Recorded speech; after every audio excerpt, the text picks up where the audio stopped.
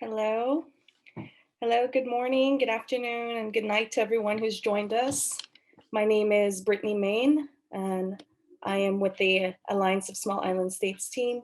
And I'm so glad that you could join us today on day 2 of the En route to COP26 high-level transport event in its 5th session on the sustainable maritime transport for small island developing states. And so before we get started, to ensure that we have a smooth meeting, we'd like to invite all participants to mute your microphones unless you're speaking. Feel free to turn on your camera once you're speaking and in interactive sessions. And when we get into the substantive sessions of today's event, then please use the chat or Q&A function during the Q&A session. And this can be done throughout the event while speakers are speaking, and we will capture your questions at the end. And so now to officially start off this session, I have the honor of introducing Ambassador Janine Koyi-Felsen, Deputy Permanent Representative of Belize to the United Nations, and also the acting chair of the Alliance of Small Island States, to give the opening remarks. So Ambassador Felsen, thank you for joining us, and you have the floor. Thank you very much, Brittany, and a hearty welcome to our participants who have joined us for the second day of En route to COP26, with our focus on sustainable maritime transport in small island developing states, or as we say in acronym, SIDS. This event serves as a timely addition to the calls for raising ambition across all fronts leading up to COP26 next year in Glasgow, but with a specific focus on driving ambition for zero emission transport and to accelerate collective and timely action. The Alliance of Small Island States is very proud to be a partner and contributor to this event. We are happy to be able to pursue further dialogue on the importance of the transport sector and particularly maritime transport for the livelihoods of small island developing states. But honestly, this could be easily relevant to any developing country with a focus on maritime transport. Now, a precursor to this discussion actually took place in April when Belize, as chair of the Alliance, hosted the Placencia Ambition Forum, which had as its theme keeping the drumbeat of ambition alive. The forum brought together SIDS as well as major climate actors to discuss and highlight areas where further work is needed to support SIDS with raising their ambition. One of the key areas discussed at length was decarbonisation and resilience building in the transport sector of SIDS, as well as the immediate impacts of COVID-19 on island economies. Now, for SIDS, transportation is front and center to our vulnerability. The physical corridors of our transportation networks enable us to sustain our economies and maintain social cohesion, especially given that many of us find ourselves in very dispersed settings. In addition to land transport, on the domestic front, sustainable maritime transport is also uniquely important for SIDS in order to maintain connectivity among our scattered islands and to move goods and people between them. Many SIDS with many undiversified economies are heavily reliant on international trade for energy production and other basic consumer needs. With SIDS being sea-locked, access to well-functioning and reliable maritime transportation system is therefore vital. Without a doubt, the call for increased ambitious action in April, and as we heard yesterday, is loud and clear. And we hope to expand on our early discussions to identify available technical, policy, and financial tools to support transition to decarbonize and resilient maritime transport sector in SIDS, and also to brainstorm solutions to overcome challenges and increase ambition across AOSIS and beyond, including with all of you here today. I sincerely look forward to a very rich discussion from our high-level panelists from SIDS member states, as well as our partners in transport and climate ambition broadly.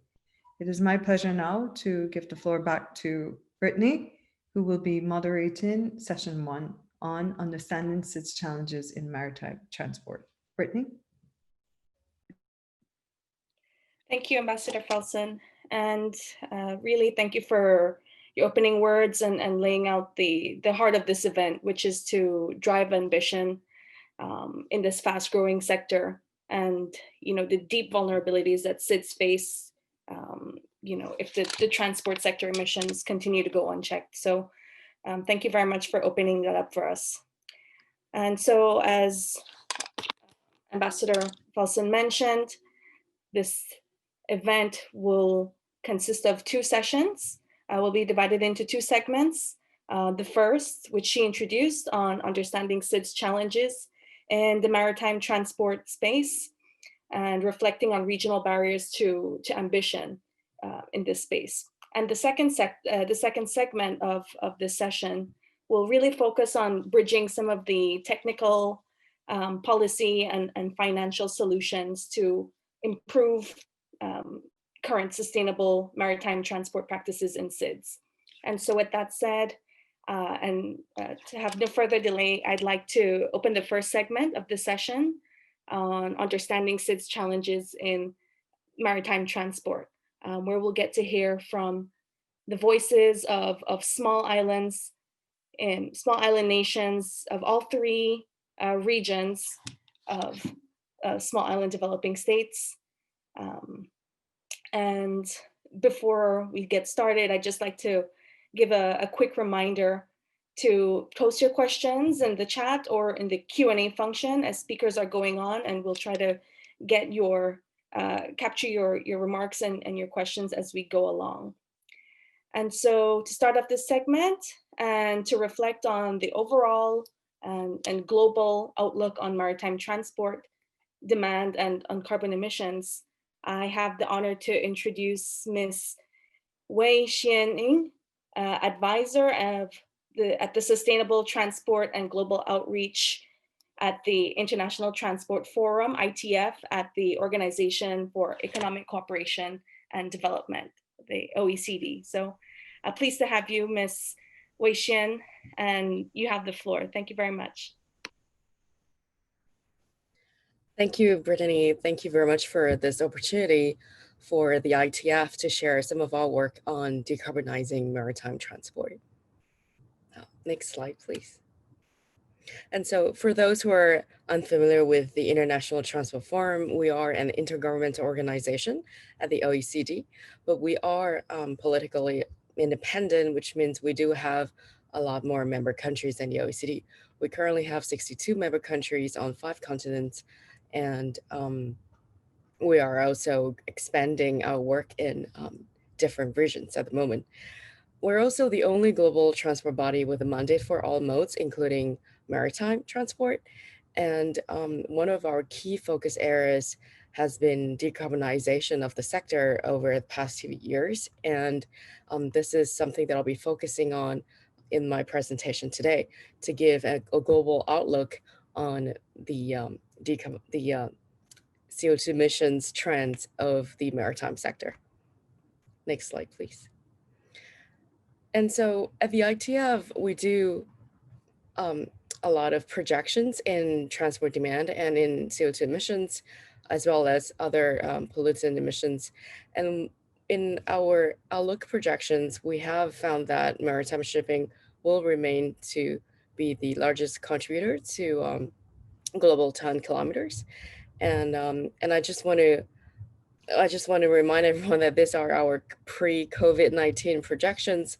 We will be reassessing our projections next year. And so the ITF Transport Outlook 2021 will be launched next May, which will include some of our COVID-19 assumptions. But the projections that I'm showing today are our pre-COVID-19 projections. And we do believe that the COVID-19 impact will be relatively short term. So some of the magnitude that I'll be sharing today will still be valid.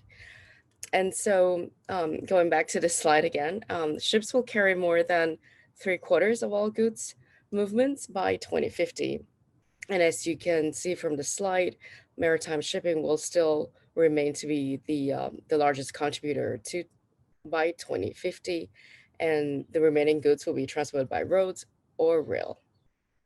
Next slide, please. And if we break it down by region, we'll see that the economic value of freight flows in the North Pacific and Indian Oceans will increase nearly by fourfold between 2015 and 2050. And I do believe that this will have various impact on developing island states. And approximately 1/3 of all maritime freight movements in 2050 will take place between these two regions. Next slide, please. There are also many factors that are affecting maritime freight transport. And so in addition to changes in international trade agreements, there will also be changes in routes, as well as changes in global energy use. We also believe that changing global value chains in rapidly developing countries will also determine how freight flows will evolve in the future. And this will also include changes in the global e-commerce trends, which will actually which has been affected by COVID-19, as well as the changes in the energy sector and a global transition towards cleaner energy. Next slide, please. And what does all this mean for CO2 projections? And so when we actually took into account the assumptions that I've shown in the previous slide, we have found that mitigation measures implemented in our high ambition scenario are able to reduce global emissions by 45% relative to the current scenario. And the majority of the emission reductions could actually come from road and maritime transport, which means that there will be a lot of potentials and opportunities to decarbonize the maritime sector. Next slide, please. And this diagram shows the international freight flows and CO2 emissions in various parts of the world that are included in our model. And we know that freight flows to Asia, from Asia, and within Asia are expected to grow most. And this are captured in area 4. And the bars that you see on this diagram shows the changes in freight demand as well as CO2 emissions. And so the changing demand will ultimately affect CO2 emissions. Next slide, please. But there are different pathways or different measures that countries can actually take right now. And we have actually assumed some of these changes in our model, and we have found that technology targets and other innovative disruptions are able to reduce emissions. And so this will include changes in technology or energy use, as well as changes in freight flows. And we've also found that changes in technology have a stronger impact than logistical measures, which I will describe in further detail later. But as you can see from the full disruption or the technology scenario, technology alone cannot reduce emissions by 2050 to levels equal or below 2015. And so we do need a mix or a combination of measures in order to decarbonize the sector. And which means we do need a full disruption set of innovative disruptions or innovative measures, combining both changes in logistics and technology. Next slide, please.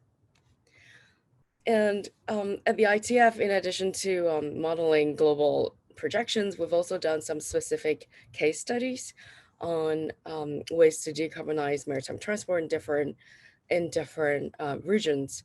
And so the measures I'm showing here on this slide actually reflect a combination of outputs that we have collected from various studies. And in our various studies, we have actually identified different types of measures.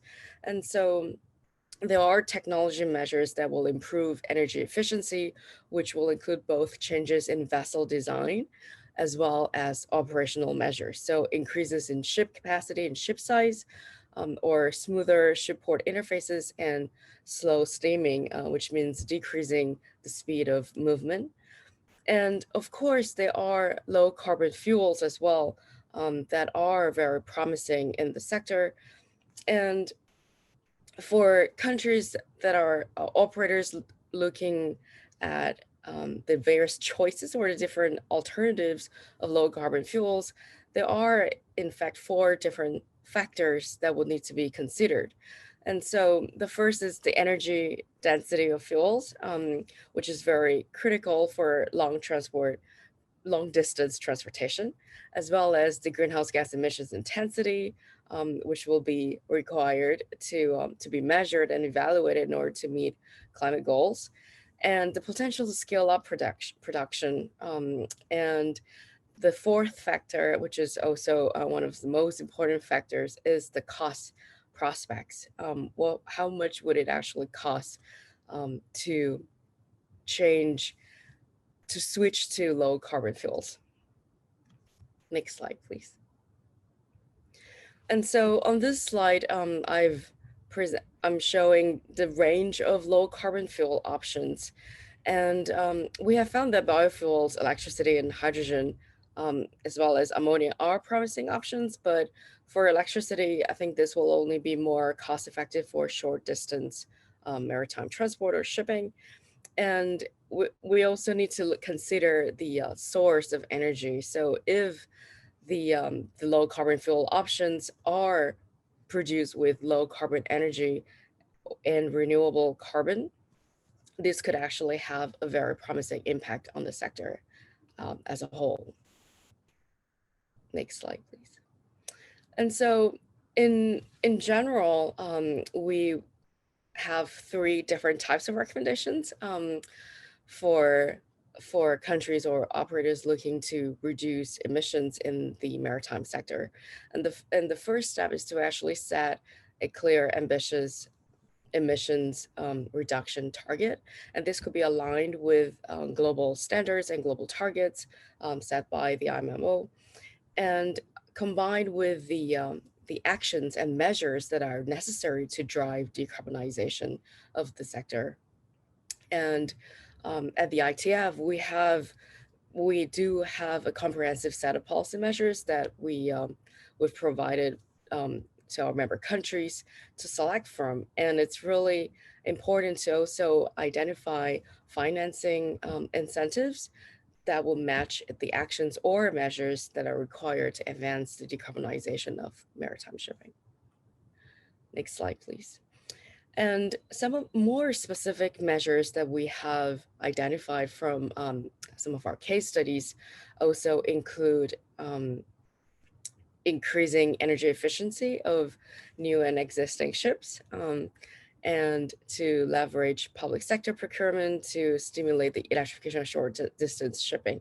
And so we do believe that the electrification of the sector will have a more significant impact on short distance shipping. So it's important to identify where are the areas where we could actually electrify. And of course, we need to introduce regulations on life cycle emissions of maritime fuels. And this is related to my previous comment on the sources of the energy that will be used for low carbon fuel options. Other measures would also include carbon pricing for shipping policies that can reduce the carbon content of ship fuels. And to also advance the discussion on market-based mechanisms at the IMO. And we do know that at COP26, this will again be brought up to the table for discussion, how market-based mechanisms could actually be further discussed and hopefully finalized by COP26. And lastly, it's also important to launch pilot projects to show that it is possible to decarbonize the sector with alternative fuels, and while at the same time to adopt safety guidelines. Next slide, please. And so I would also like to take this opportunity to showcase the UNFCCC Climate Action Pathway that will be published very shortly on the 11th of December. And so in this pathway, there will be one that's specific to the transport sector, where we have an impact area specifically for the shipping industry.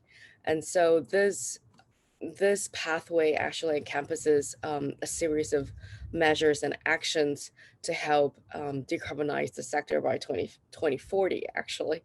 And this effort was led by the high-level champions transport team, together with the ITF and SLOCAT and many other stakeholders.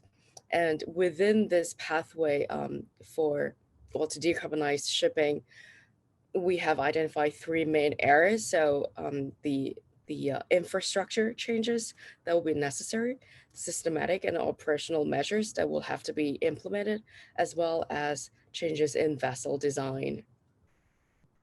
Next slide, please.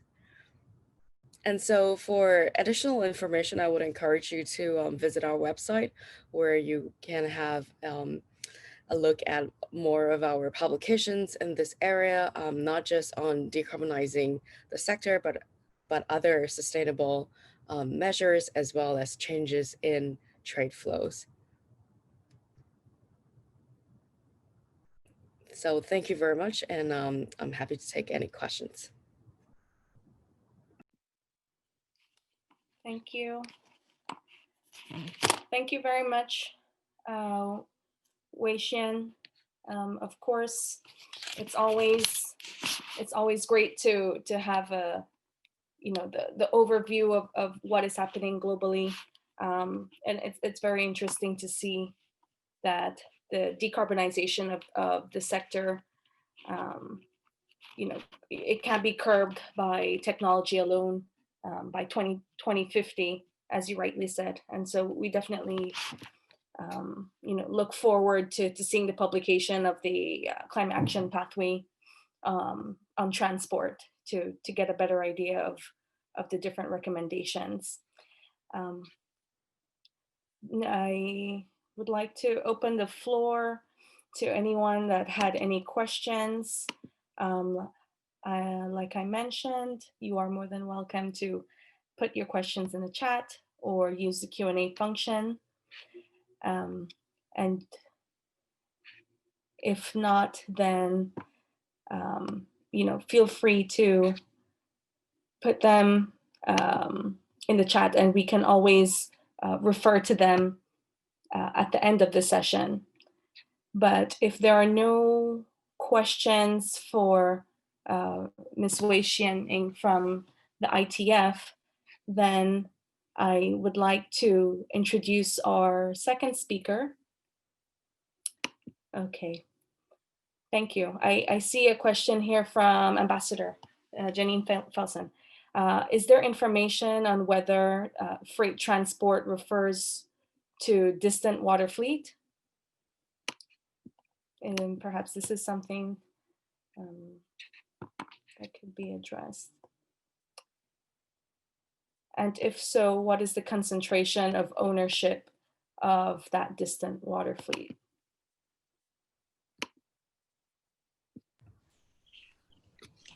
Well, so in our analysis, freight transport includes both, well, for water transport, we actually include both shipping, so international maritime, as well as inland waterways. So those are our two main modes that are included in our model, as well as rail and road freight transport. Excellent. Thank you very much. If we have time for one more question, and we have one from the audience. what are your views on renewable energy powering maritime transport, as well as developments in wind-powered ocean-going vessels? If you have any short reflections. So these are definitely positive and very promising solutions. And in fact, these are some measures that we have recommended in some of our studies. Excellent. So it's encouraging to know that there are other promising solutions in RE that could be used. Okay. Well, with that said, I think we can, if there are no other questions, I would like to thank you again, Ms. Wei Xian, for the excellent overview. And I would now like to introduce our second speaker. And so we will hear now from Mr. Mohammed Ahmad, the Director General of the Department of National Planning from the Ministry of National Planning, Housing and Infrastructure from the Republic of Maldives. And so we'll hear from the perspective of the Maldives. So Mr. Mohammed, thank you very much, and you have the floor.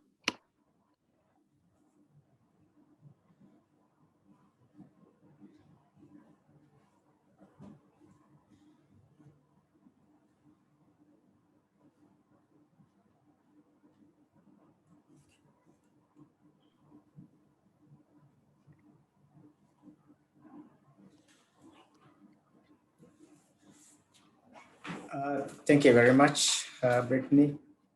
As we are all in different time zones, a very good day to everyone. I would like to thank the organizers and the co-organizers, the Alliance of Small Island Developing States, for providing us this opportunity to speak on this very important topic of sustainable maritime transport, with special focus on its challenges in maritime transport.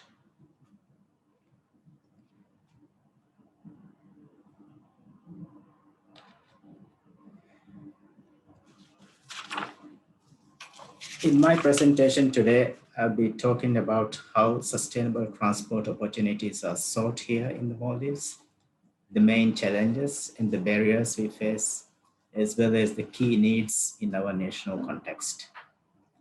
As you may be aware, Maldives was amongst the very first countries in the fourth small island state to ratify the Paris Climate Agreement on climate change.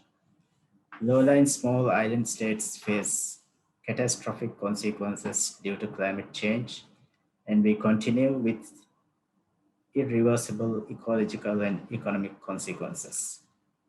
Therefore, it is critical that small island developing states are in dire need of collective efforts to fight towards combating climate change and ensure global temperature rise below 1.5 degrees.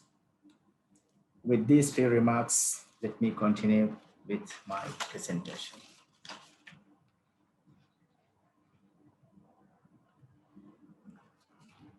Just to put in context, Maldives is a small, low-lying maritime nation with an economic exclusive zone of 859,000 square kilometers and with a population of over 500,000 people spread across 187 inhabited islands and over 200 industrial islands across the archipelago.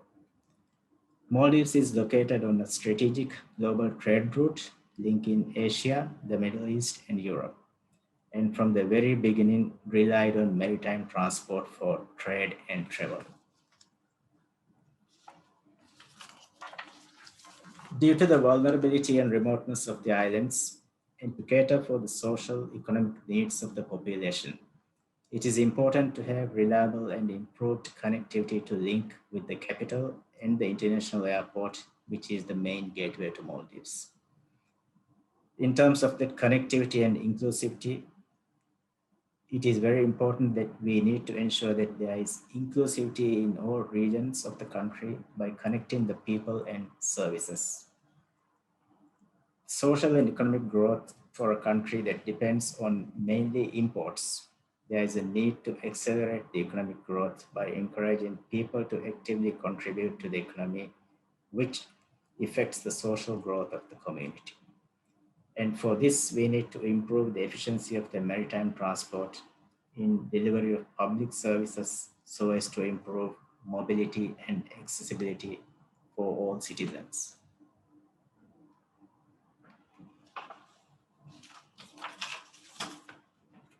Maldives is connected to major global trade hubs, both international and regional.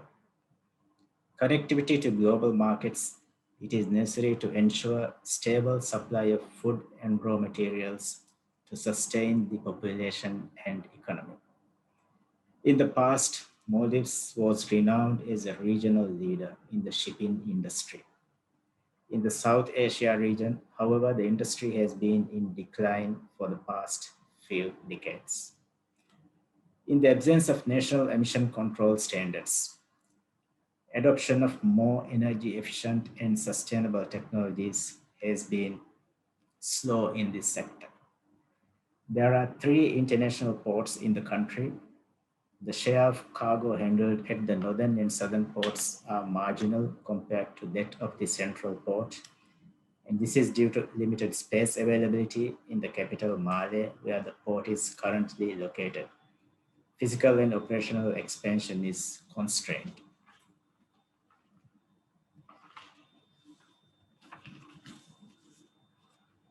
Looking at the domestic transport sector, in the early days, we relied on wind power using sailboats called donis locally.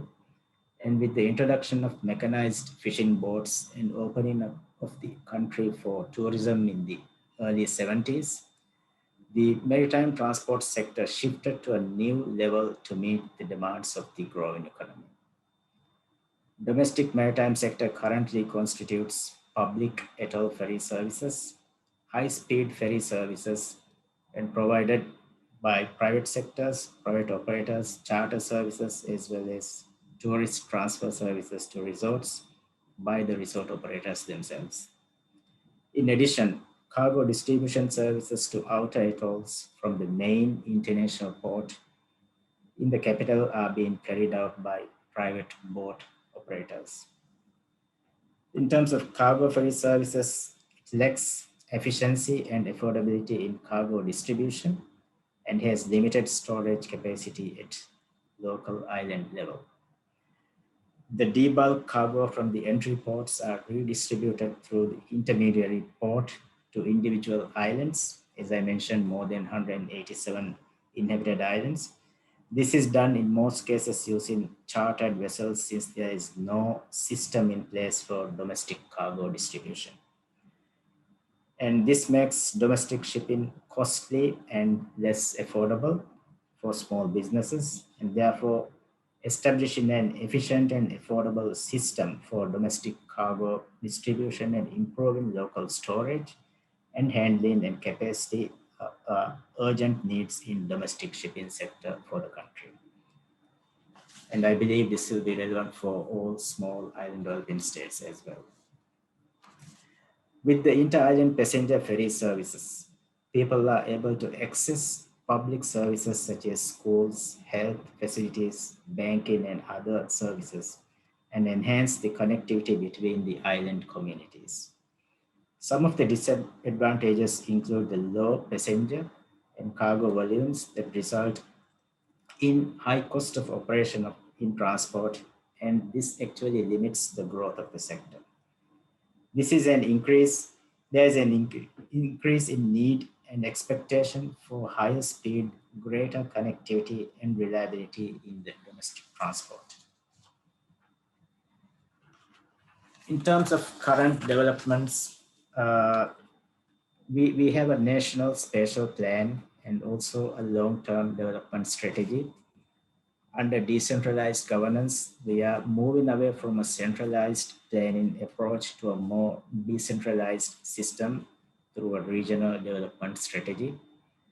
And under this strategy, new ports, warehousing, and critical food storage services and associated infrastructure and high-level services will be developed in urban areas within the regions for cost-effective supply and distribution.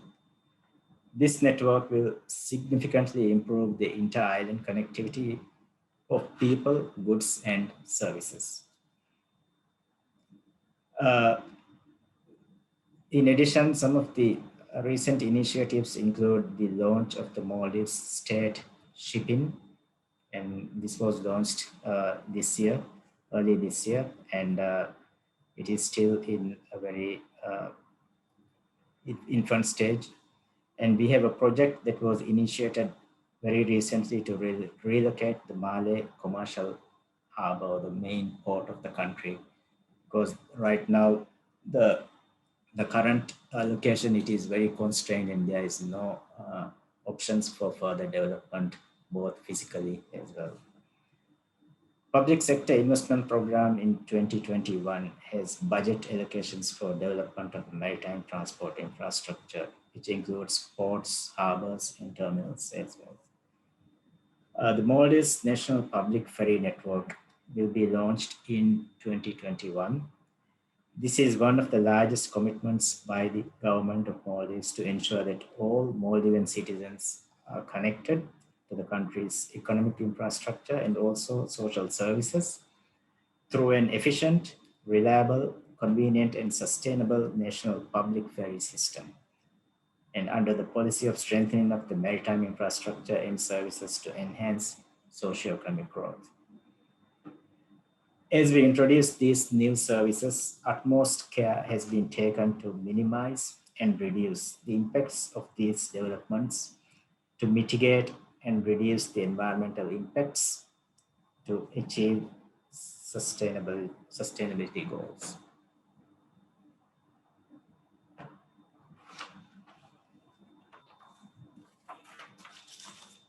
Moving towards a sustainable maritime transport network, I'll look at some of the challenges. Mainly unavailability of sustainable transport technology suitable for our environment and development needs. Ongoing transport projects are currently based on conventional energy resources, and also the need to continue research in finding suitable technologies that works for small island developing states. Limited public sector financing capacity, limited access to international financing, and also some of the capacity limitations. And we need to address the data gaps, mainly in the transport sector. However, we need to strengthen data systems to make efficient and more informed decisions as well.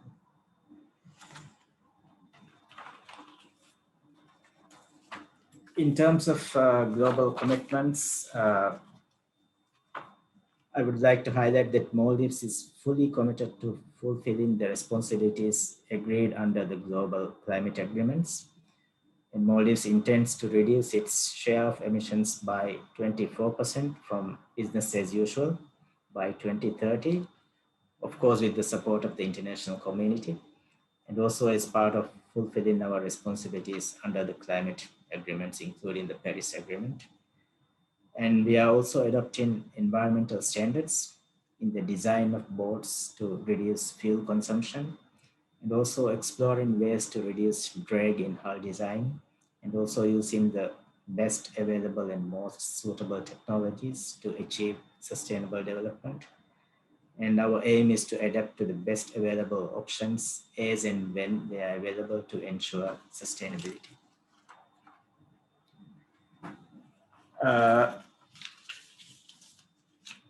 Looking forward, we need enhanced collaboration with 6 countries and also other development partners to address the common challenges in the maritime sector.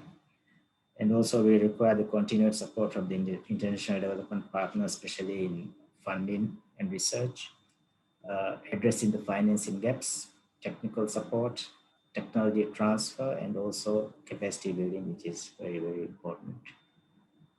And I think that is all what I have to present today. And thank you for listening. Back to you. Thank you very much, Mr. Ahmad. Definitely inspiring to see the great extent of work that the Republic of Maldives has underway, and definitely applaud the commitment to continue with your target of 24% emission reduction by 2030, despite all the challenges that you just mentioned. If you don't mind, we have one question for you, Mr. Ahmad, from the floor, regarding the National Public Ferry Service. Has the National Public Ferry Service, has it been funded with domestic resources, and why was there limited access to international financing? If you could comment. I think that's a very, very good question. First of all, we have designed a national ferry network covering the entire country. And it's actually quite expensive. And one of the reasons why the decision made by the government to do it by our own domestic funding was that there was a state-owned enterprise that was responsible for providing transportation services. And also it will be very easy for the government to work with the state-owned enterprise, which is called the Maldives Transport and Contracting Company, which is responsible for providing transport services, both land and marine. But unfortunately, due to the COVID and also because of the contracting of our economy due to the pandemic, we now need to find alternative mechanisms of funding the entire project.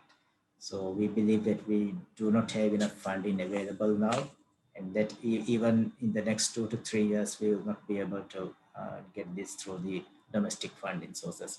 So we are now talking to the international partners and probably looking out for public-private partnerships or private financing initiatives so that we'll be able to achieve this.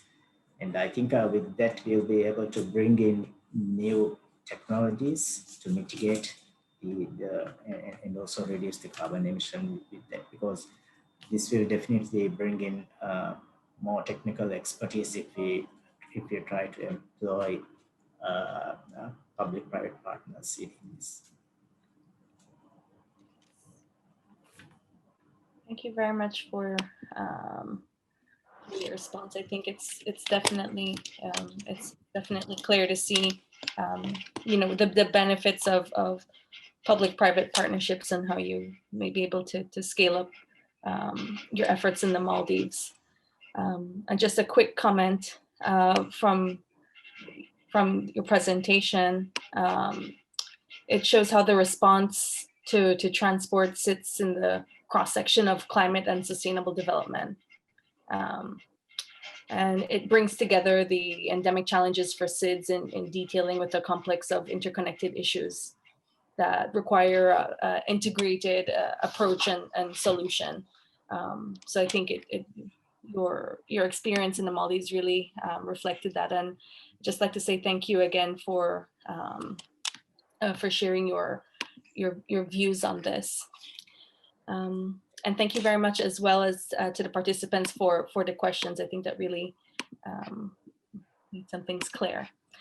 And so now I would like to introduce our third speaker presenting on Singapore's experience and efforts in advancing towards sustainable maritime transport. I have the honor of introducing Mr. Yap Ong Heng, the Senior Advisor at the Ministry of Transport in Singapore. Mr. Yap Ong Heng, thank you for joining us. You have the floor. Excellencies, fellow panelists, distinguished participants, a very good morning from Singapore. Let me first thank and commend the Alliance of Small Island States in gathering us at this event, even virtually. This event is timely and important in sustaining the momentum towards sustainable maritime transport, following the fruitful Licencia Ambition Forum held in April this year and in the lead up to COP26. Like all small island states, Singapore is dependent on shipping for connectivity, trade, as well as food and other essential supplies. Climate change threatens our access to these. Increased frequency of extreme weather conditions and rising sea levels can impact cargo ships and port operations, causing delays and potentially catastrophic damage. On a larger note, climate change is an existential threat to Singapore. A low-lying island city-state, Singapore is particularly vulnerable to sea level rise and more intense rainfall, which we are already experiencing. Hence, we see the need for sustainable maritime transport as part of climate action. We have taken specific concrete steps. We are developing sustainable port infrastructure. The Tuas port that is being built will be able to handle almost twice the number of TEUs we handle today, but at about half the carbon emissions intensity compared to 2005 levels. We have various incentive programs under the Maritime Singapore Green Initiative, or MSGI, that encourage green ship design and use of cleaner fuels such as liquefied natural gas, LNG. We are further building the LNG bunkering ecosystem and infrastructure for the Singapore port, including co-funding the building of LNG-fueled vessels. And we have launched a call for proposals for the electrification of hovercraft. There are, however, challenges to the move towards sustainable maritime transport. First, harnessing the expertise and efforts of various entities. The maritime sector is made up of multiple players. Further, maritime decarbonization requires working with external sectors. Thus, there needs to be greater collaboration and sharing within the maritime sector and beyond.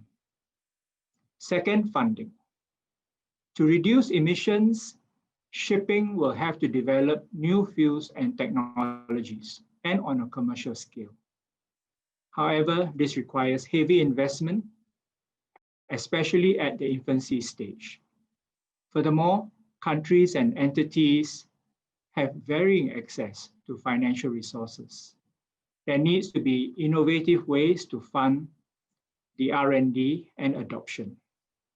These can be from governments, international development banks, public-private partnerships, financial mechanisms, or green financial instruments.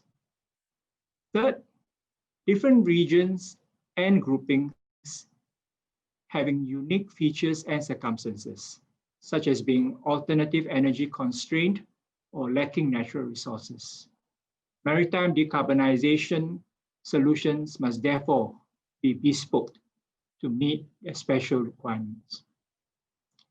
Singapore recognizes these challenges and undertakes efforts on three broad fronts to advance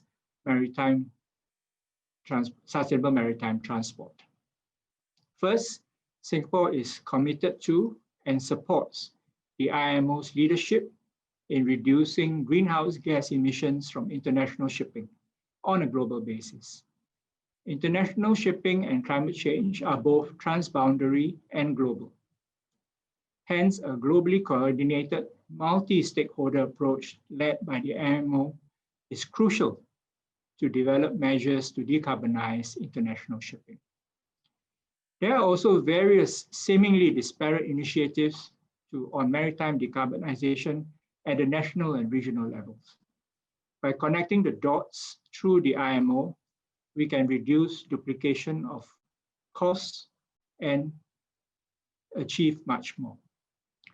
This is why in September this year, IMO and Singapore launched the Next Gen initiative to create an ecosystem to foster sharing, tap synergies, and facilitate collaboration to advance maritime decarbonization, such as the development of green fuels. We welcome all to join Next Gen. Second, Singapore will do our part in partnership and collaboration with the industry, academia, and other stakeholders to decarbonize maritime transport. To highlight 3 key areas, we have established an international advisory panel to work with local and international leaders from the industry and academia and other stakeholders to advance maritime sustainability efforts. We are studying how we can future-proof our port infrastructure, including for the provision of green fuels to ships. And we have put together a $40 million Maritime Green Future Fund to encourage the research, test bedding, and adoption of low-carbon technologies and fuels. Singapore is aiming to launch the Maritime Singapore Decarbonization Blueprint 2050 next year. This blueprint will chart out the strategies to achieve a sustainable maritime Singapore, as well as how Singapore can further contribute to global maritime transport emissions reduction efforts. Last but not least, Singapore believes that no country should be left behind in the move towards sustainable maritime transport. We therefore support exchanges and capacity building efforts.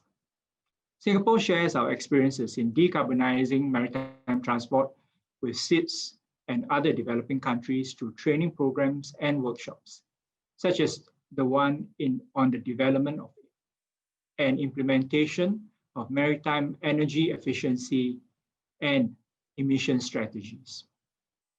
In September this year, at the IMO Singapore Future of Shipping Decarbonization webinar, 2 institutions from the Pacific Islands had the opportunity to present their challenges and efforts to decarbonize shipping in the Pacific.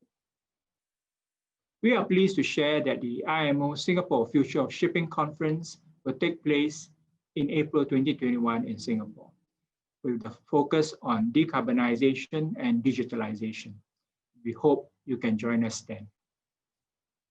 Singapore also understands the unique characteristics and circumstances, especially the vulnerabilities and challenges of SEEDS. We therefore support the conduct of comprehensive impact assessments on states, in particular SEEDS and LDCs, for new shipping mitigation measures being considered by the IMO. Let me conclude. As the saying goes, no man is an island. And this is especially true for small island states. The effects of climate change are already upon us.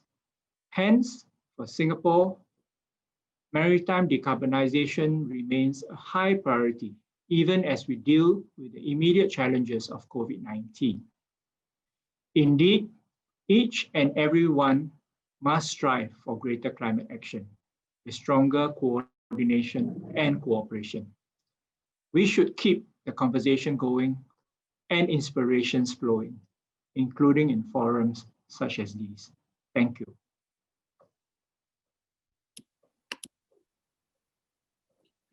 Thank you very much, Mr. Yap Ong Heng, for for your statement and for sharing, demonstrating the leadership that Singapore plays in sustainable maritime transport, and no doubt supporting other small islands in building their capacity and being able to experience, share, to learn from one another. I have one question from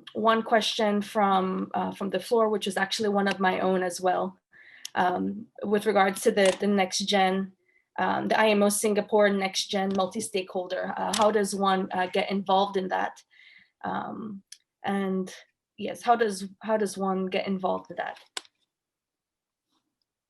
Thank you very much for that question. Yes, Next Gen was launched by the IMO in Singapore in September this year. And just to reiterate, it's a concept to create an ecosystem for sharing, for collaboration, and for tapping synergies. And because it is something that is being implemented by the IMO, essentially the primary players will be the IMO member states. But as I have mentioned in my speech,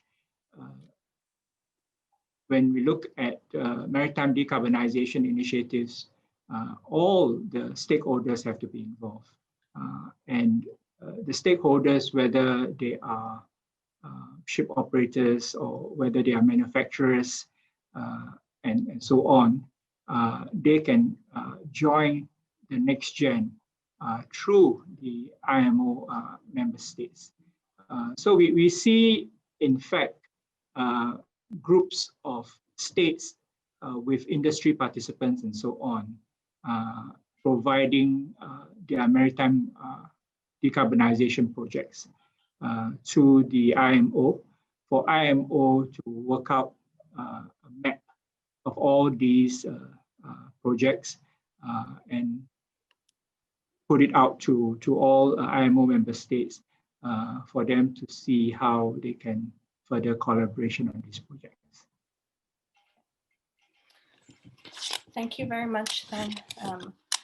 And I think now that you've mentioned how other IMO member states are able to access Next Gen, I think that would be a good next step for any of those who apply. We have one short question, if you could, because I think it's very useful for the SIDS in the room. If you could just very quickly, I know we have two more speakers in this session, but if you could just mention a little bit more on the capacity building that Singapore has been doing with small islands, and what might be needed to scale up that work, if you're able to reflect. If not, we can always. Before I answer this question, just on the Next Gen again, I should point out that the IMO will be providing more details to the IMO member states next year. So I think it's something that we should all look forward to. Now on Singapore and capacity building, essentially for Singapore, we strongly believe in sharing our knowledge and expertise, as well as in human capital development. I mean, this is something that we have seen to be success factors for Singapore's development, and also in the area of sustainable maritime transport. This is something that we will continue to do. We will share our knowledge and expertise, as well as come up with training programs in order to build the human capital, specifically in the area of sustainable maritime transport. And of course, when it comes to issues that are being considered by the IMO, for example, proposed mitigation measures and so on, we do look at the need for capacity building for developing countries specifically. And this, in a sense, comes under the impact assessment on states that the IMO is committed to conduct each time a proposed mitigation measure is being considered by the IMO.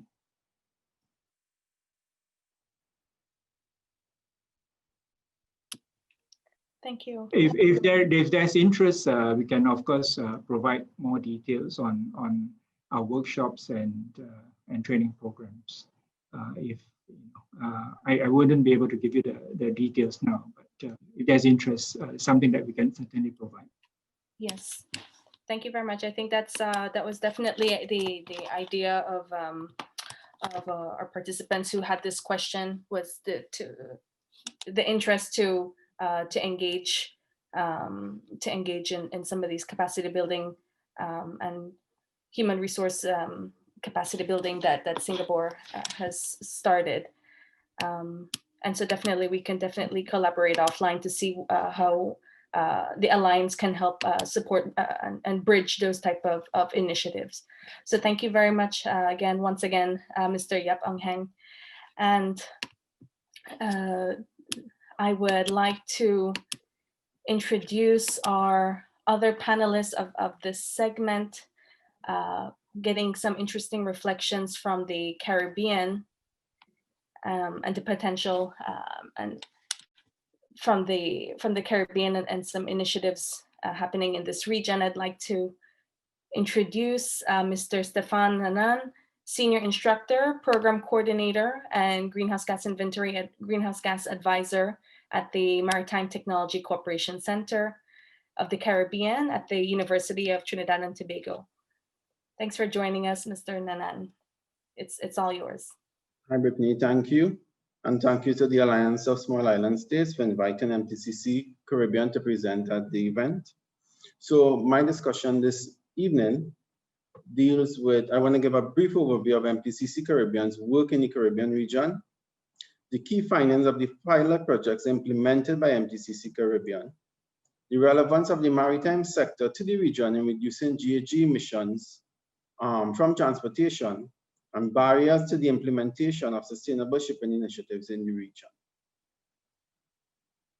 So under the European Union funded and IMO implemented Global MTCC Network, or the GMN project, MTCC Caribbean was established in 2017 and is hosted at the Center for Maritime and Ocean Studies at the University of Trinidad and Tobago.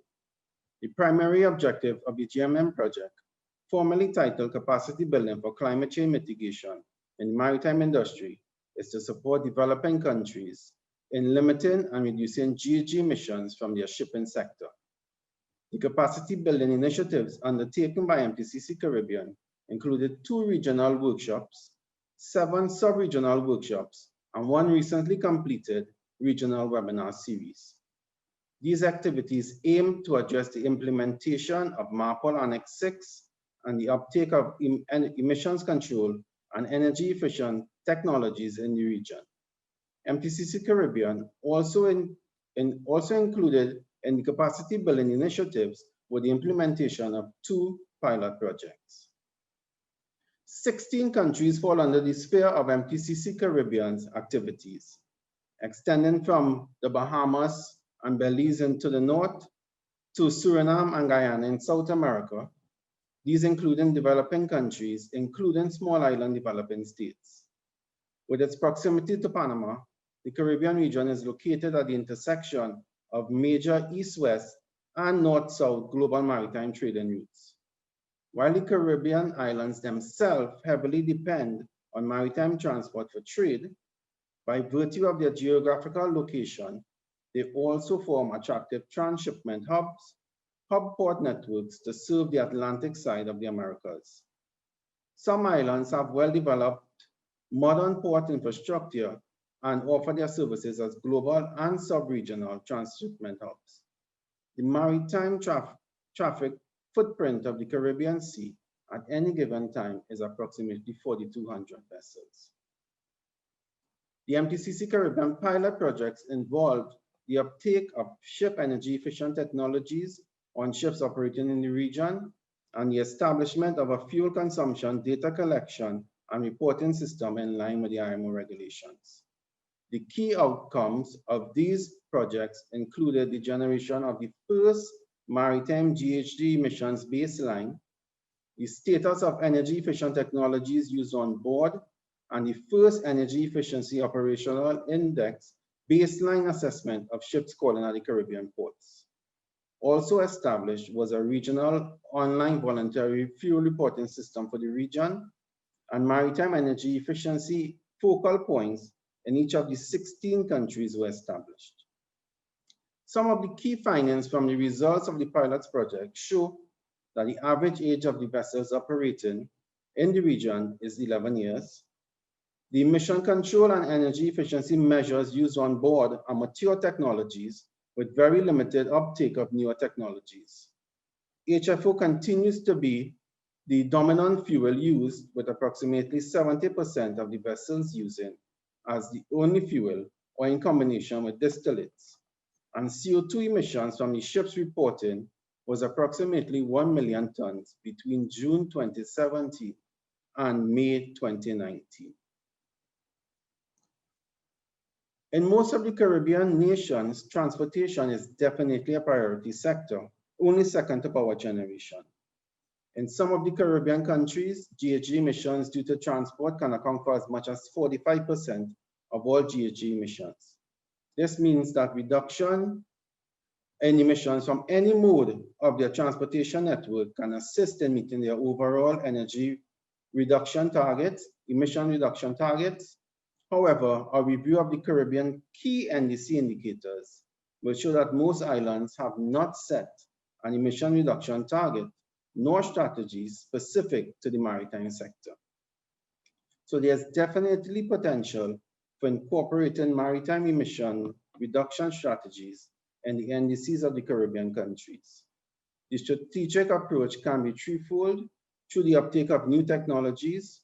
So for example, ferries such as the electric ferries operating in the Scandinavian region transit comparable distances to those operating in the Caribbean region.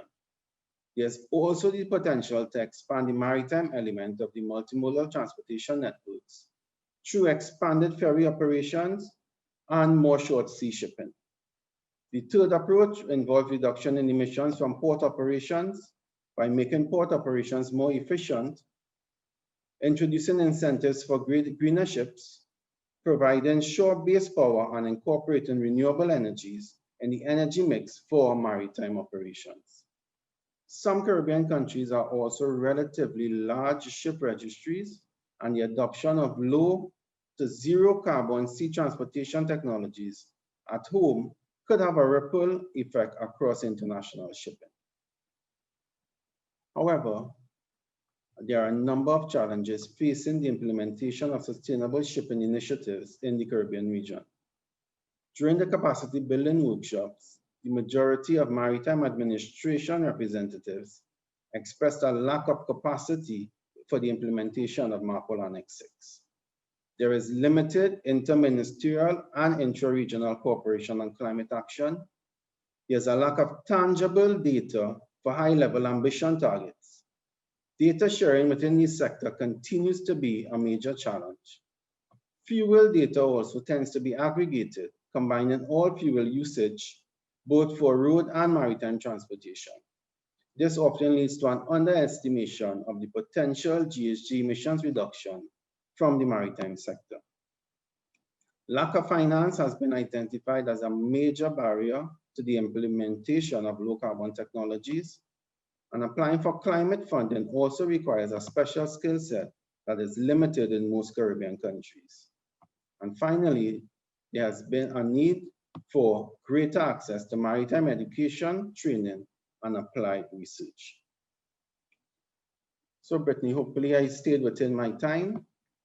What I would like to point out here though is what we have 3 publications, MPCC Caribbean have 3 publications that will be published very shortly that will give a summary of the capacity building initiatives carried out during the project over the last 4 years.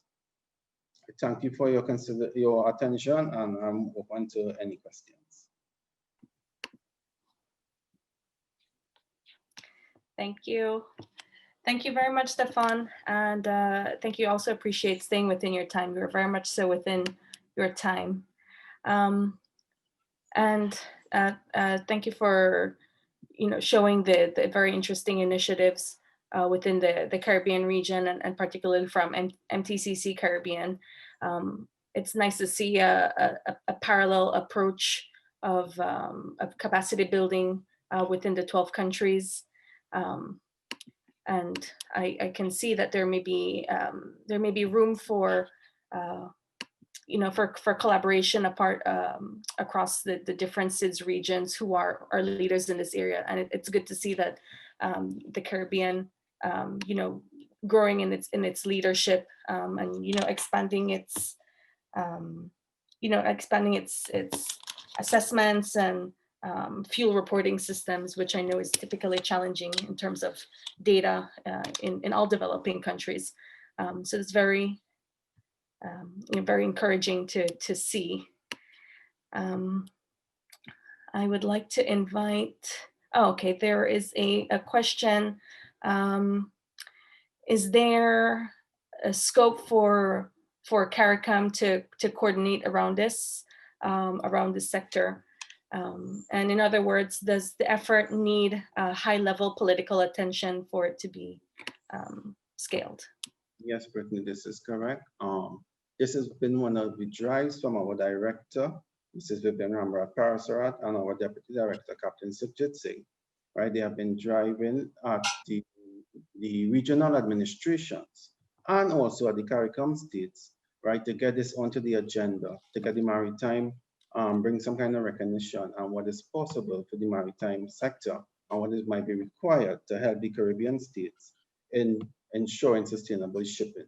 So yes, it does require some political will, right, across the majority of the Caribbean islands, right? So this is something that is required. It needs to be put up on the agenda. It tends to be that on the Caribbean islands, road transportation and aviation tends to be high on the agenda. And for some reason, maritime continues to be a bit low. So with the MTCC Caribbean, we have brought quite a bit of awareness to not just the maritime administrations, but the governments also of the region, and as mentioned, CARICOM, right? So the more management team of the MTCC Caribbean, they have been meeting with the maritime administrations, right? And also at the IMO to put this on the agenda and drive it. But yes, there is some political will that is required and some leveraging required to get it done.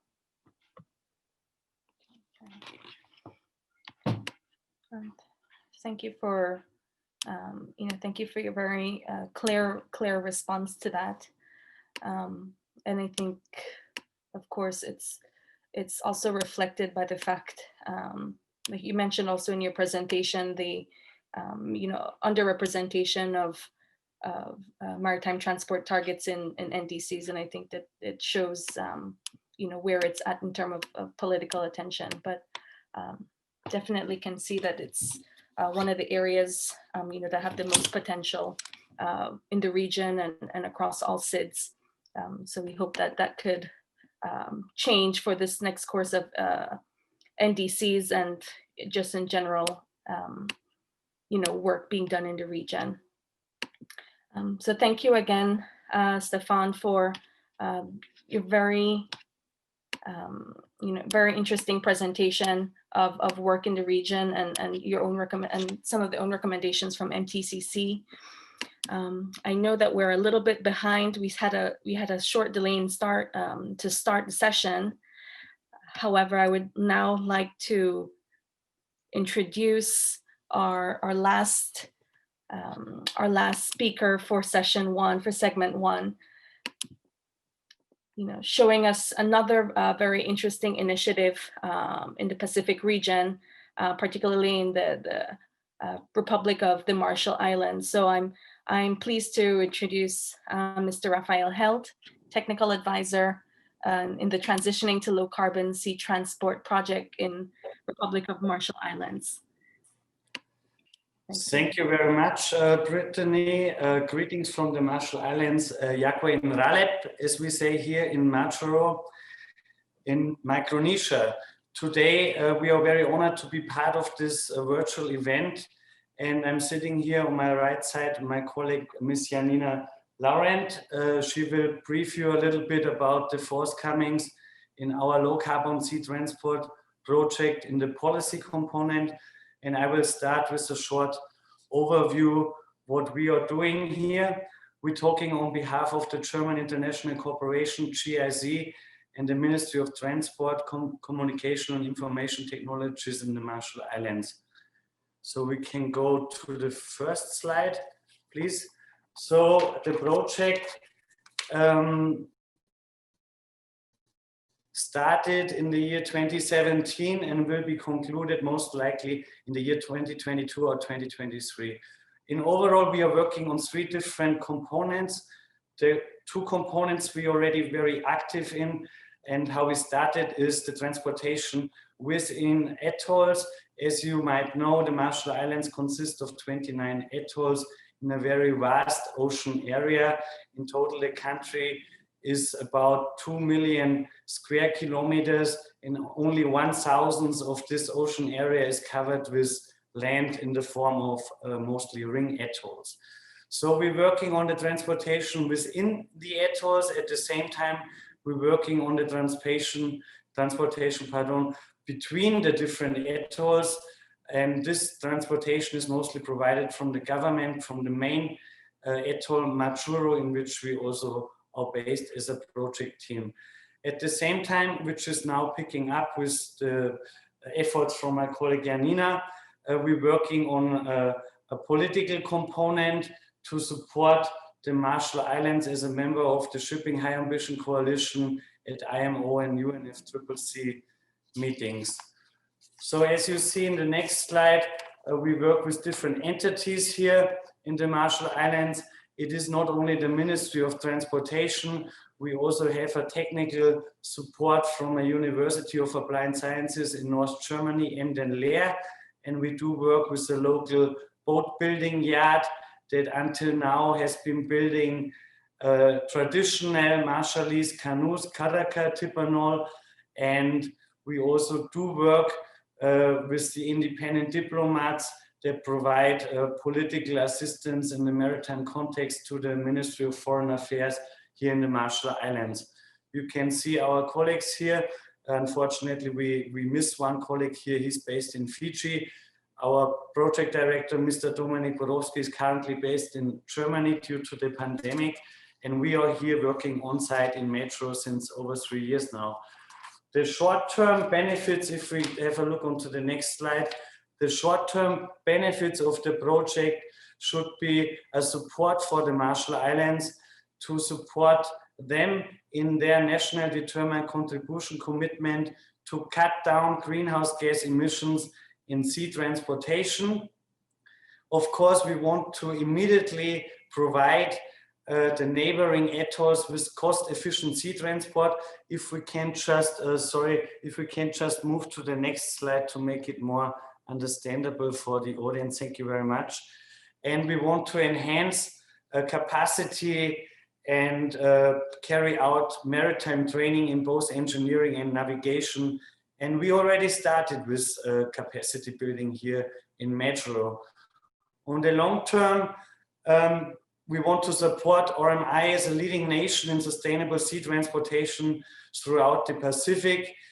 Of course, improve the local sea transportation in the nation and have a maritime training center here established, which will most likely happen next year.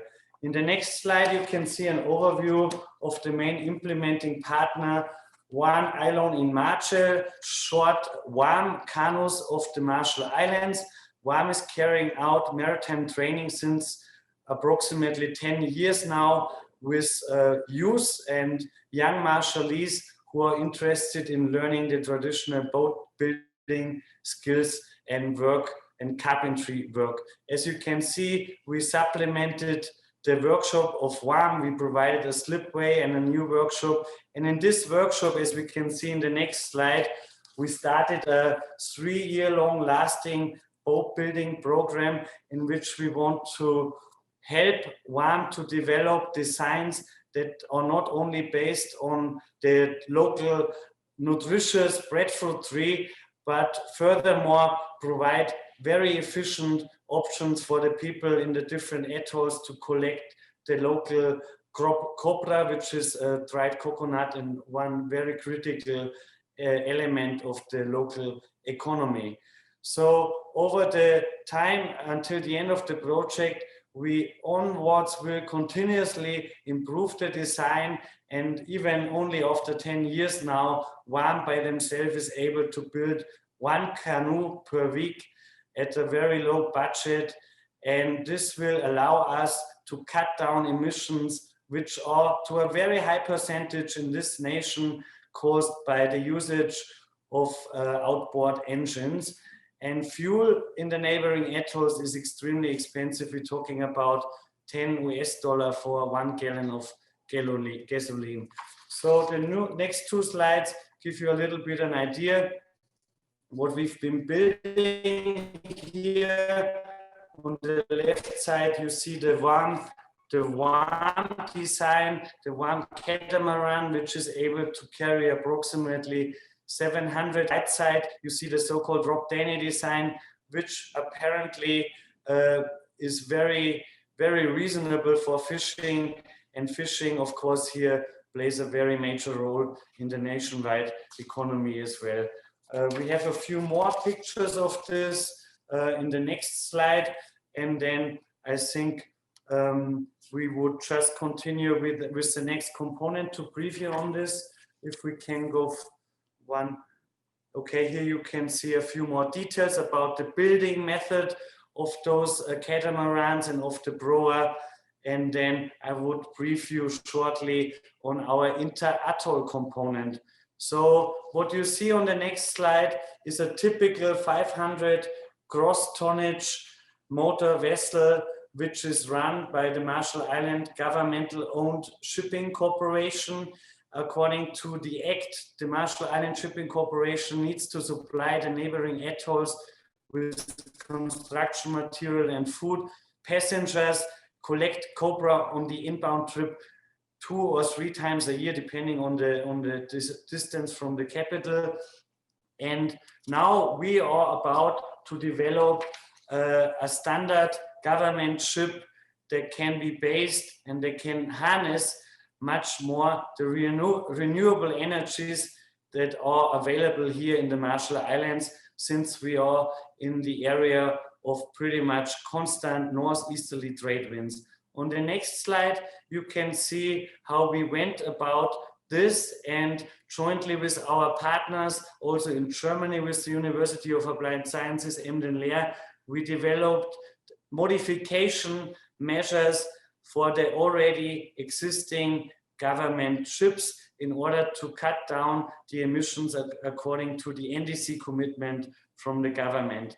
Only 1 year ago, the government agreed on not only modifying the ships with certain measures, but also to develop a fully new sailing cargo vessel. And this is currently what we are busy with.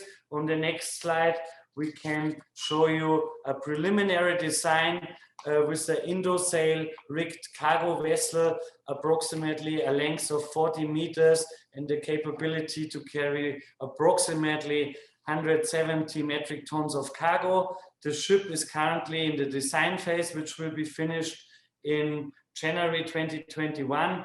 And already in 2022, the ship will be delivered to the government here in the Marshall Islands. My colleague, I hand over the word to my colleague now. On the next slide, she will give you a brief update on the policy component. Thank you very much. Just adding on to the policy component of our project is that we support the government of the Marshall Islands in meetings taking place at IMO and also at UNFCCC. So at IMO, this would be the Marine Environmental Protection Committee meetings that take place approximately every 6 months. And we provide them with any type of support that they could use. So it's a lot of coordination on the ground between the different ministries to, for example, prepare submissions that are being submitted to those meetings. It is also a component of strengthening the voice in those forums, and especially also providing technical support on understanding of the general frameworks of IMO meetings. So as you probably also know, there's the intersessional working group on greenhouse gases. And as we mentioned before, there's an organization called Independent Diplomat that we are working closely with, and also the Marshallese government, to prepare these meetings for the delegation of the Marshall Islands and basically contribute to ambitious goals under the initial strategy on reduction of greenhouse gas emissions, and also for the fourth IMO greenhouse gas study to basically provide the input and the standing point of the Marshall Islands. Since this is also in the frame of UNFCCC and the upcoming COP26, something that is worth mentioning for the Marshall Islands is that the national determined contributions of the Marshall Islands include the sector of maritime transport. So there are specific goals determined for maritime transport.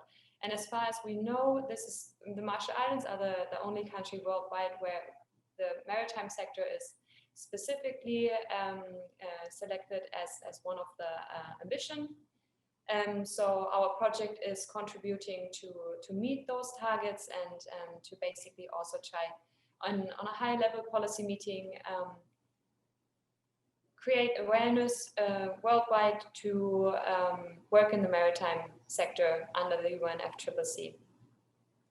The national strategy is since 2018 on its way and implemented by the Marshall Islands, where specific actions are being identified. Our project is directly contributing to it. And yeah, I've mentioned also the last point, the Committee of Parties meeting 26 in Glasgow that is taking place. We also support the Marshall Islands on the preparations for the meetings. Okay, thank you. So we only want to provide you with a general perspective of the project. So after here, the Marshall Island Shipping Corporation will have learned, and you can see it on the next slide, about the different eco-friendly technologies. We will have provided a prototype that can be used for the certain needs of transportation. As I said, there are different needs. Some atolls need to rely on fishing, other atolls more rely on the collection of dried coconut. We want to have an educational maritime training center established that according to STCW regulations, here in Metro with the focus on low carbon sea transport technologies, training can be carried out for both navigation and engineering up to a bosun and fitter level. And of course, we want the general Marshall Island Shipping Corporation fleet to be enhanced and just working more efficiently and more sustainably. So I think one more thing I want to put an emphasis on is the last slide. This will just summarize a few constraints in sea transportation, which we saw, which we observed here in the Marshall Islands. We separated it in different categories. You can see it on the last slide. If we can just move to the last slide, please. So the different categories, the first one is, we named it cultural impacts in sea transportation. Our impression here is that the term future in this sense as we might be used to it does not really exist, which also can be seen in the language, by the way. In fact, in shipping, we see that maintenance is just something which pretty much does not happen. And in this highly corrosive environment, of course, you can all imagine what this would mean to a steel vessel in a very short period of time. Another constraint in a more cultural context is that hierarchies in regards of politicians, politics, and families play a very high role in sea transportation, which sometimes do not allow the board management, the captain, to make decisions in a way to benefit the schedule, to deliver on time, to be on time at arrival at a certain passage at an atoll, which leads us to the next category, which is the environment. Of course, atolls or by the nature of an atoll, a very difficult environment to navigate through. The lagoons partly are very shallow. We have tidal restrictions. The environment is, as I said earlier, corrosive.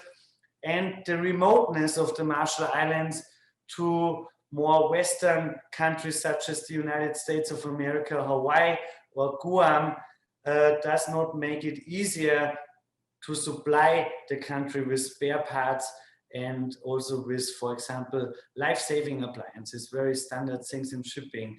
So more technically, I would say the non-existence of training in shipping, of course, is a constraint we constantly face in very simple things on board, and the accessibility to spare parts does lead to a lot of improvisation, but often does not really face the problem on its basis.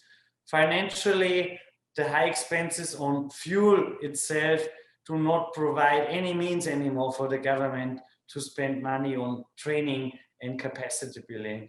And I think with this, I want to conclude with our brief update here from the Marshall Islands.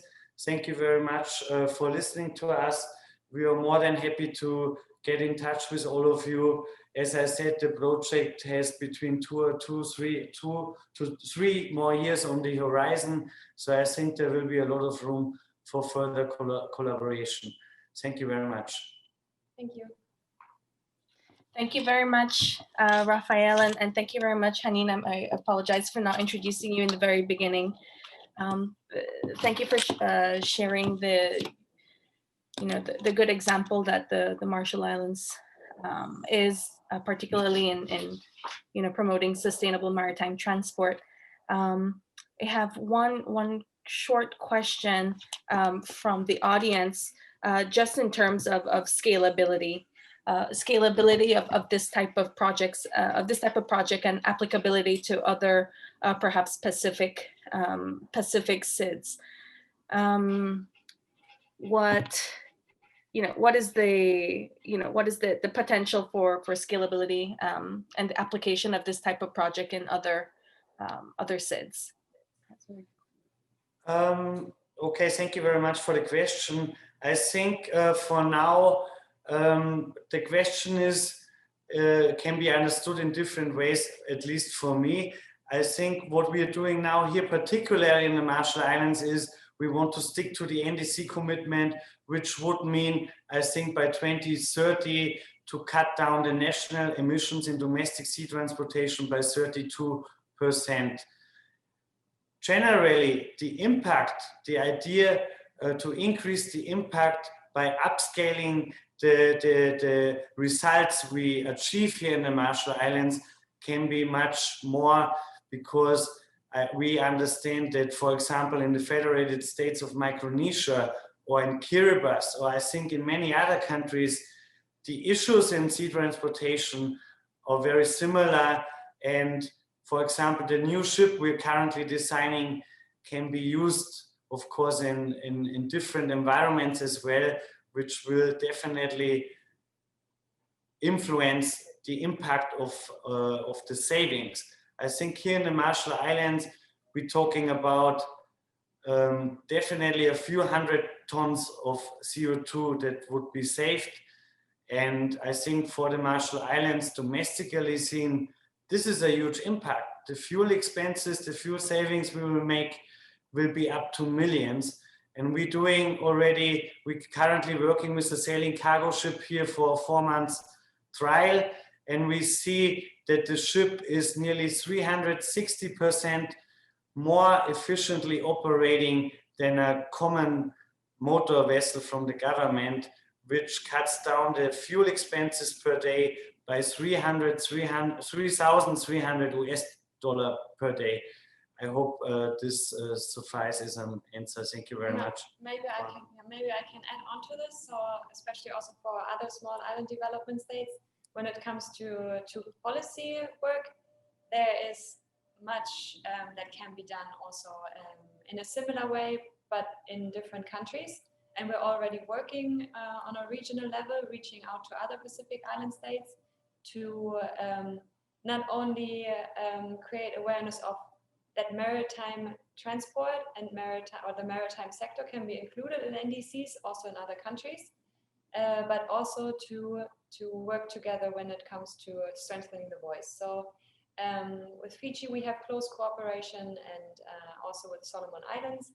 And I think on a longer run for the next 3 years, we also plan to work more on a regional level where it is possible to have the same work in other small island development states. Okay. Well, thank you very much for the very very clear response to that. And it's very good to see that similar type of work is already in the plans for other small islands and others in the region that could share the same big impacts that there is in RMI. So I'd just like to thank you each again for sharing on this very excellent project. And without further delay, I would like to now close this first segment and introduce our esteemed moderator of the second segment, Ms. Mariana Panuncio, who is the Senior Director of the International Climate Cooperation at the WWF. And she will start us off on segment 2. So off to you, Mariana, and thank you very much, everyone. Thank you very much, and thank you to all of the panelists of the first segment for setting us up for the second part of the conversation. I think that over the past hour, we have been benefiting from hearing from very different perspectives from small island states in terms of the challenges that they face and the concrete needs that they need to address when it comes to improving the sustainability of their maritime transport system, so that they both, not only do they function well, but that while they do that, they are also reducing their emissions, and they're preparing themselves for the current and projected impacts of climate change. So now, with the benefit of the insights from the different regions, we want to turn in this segment to representatives from key institutions that have expertise on these very questions, to explore the kinds of partnerships that are already in place and that could be expanded to support small island developing states in improving their maritime transport systems. To start us off, we are honored to have Mr. Alexander Trepelkov, officer in charge at the Division for Sustainable Development Goals at the UN Department of Economic and Social Affairs. Mr. Trepelkov will provide us with scene-setting remarks for the second part of the conversation. Thank you, Mr. Trepelkov. Welcome, and you have the floor. Thank you very much, Madam Moderator, distinguished panelists and guests, ladies and gentlemen. On behalf of the United Nations Department of Economic and Social Affairs, UNDESA, it is my great honor and pleasure to participate in this important event. And I wish to thank the organizers and chair of AOSIS for their kind invitation. We all know that transportation is central to the sustainable development of SIDS. It can enhance economic growth, promote trade opportunities, and improve accessibility and mobility. Sustainable, reliable, and safe transportation is vital to achieve better integration of the economy while respecting the environment. Transport is at the heart of the Sustainable Development Goals, as it enables the implementation of nearly all the SDGs through interlinkage impacts. The Samoa Pathway recognizes the potential of sustainable transportation to improve social equity, health, the resilience of cities, urban-rural linkages, and the productivity of rural areas of SIDS. It calls for international support to SIDS in their efforts to gain access to environmentally sound, safe, affordable, and energy-efficient transportation. The outcome of the first Global Sustainable Transport Conference, held 3 years ago in Ashgabat, Turkmenistan, reaffirmed the international commitment to enhancing inter-island connectivity and linking the economies of SIDS to regional markets and global supply chains, including by integrating them into existing and emerging maritime and multimodal transport and economic corridors, and to encouraging sustainable transport initiatives in the context of the SIDS partnership framework. The COVID-19 pandemic has exacerbated the existing vulnerabilities of SIDS and resulted in a new array of challenges that inhibit the implementation of the 2030 Agenda and Samoa Pathway. SIDS have been disproportionately affected by the pandemic due to their limited financial resources, dependence on trade, tourism, remittances, and high vulnerability to external shocks and climate change. The pandemic brought international travel to an abrupt halt and significantly impacted the tourism industry, which accounts for more than 30% of total exports in many SIDS. In the second quarter of this year, maritime transportation through ship calls around the globe diminished by 17% compared to the same period in 2019. Recent studies show that COVID-19 affected SIDS essentially in terms of deployed capacity and direct calls rather than liner shipping services. To tackle the challenges of COVID-19 and help societies recover and rebuild in a more sustainable, inclusive, and resilient way, we need to strengthen collaboration across all sectors of society. Last year, UNDESA launched the 2030 Agenda Partnership Accelerator Project, which aims to scale up effective partnerships for the SDGs, including by supporting the efforts of the UN Resident Coordinator System. We're currently working with the resident coordinators in Maldives and Samoa to enhance the partnership effectiveness in these countries.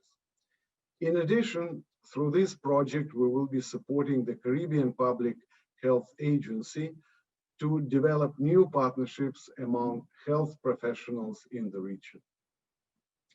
The Partnership Accelerator recently launched 2 new publications.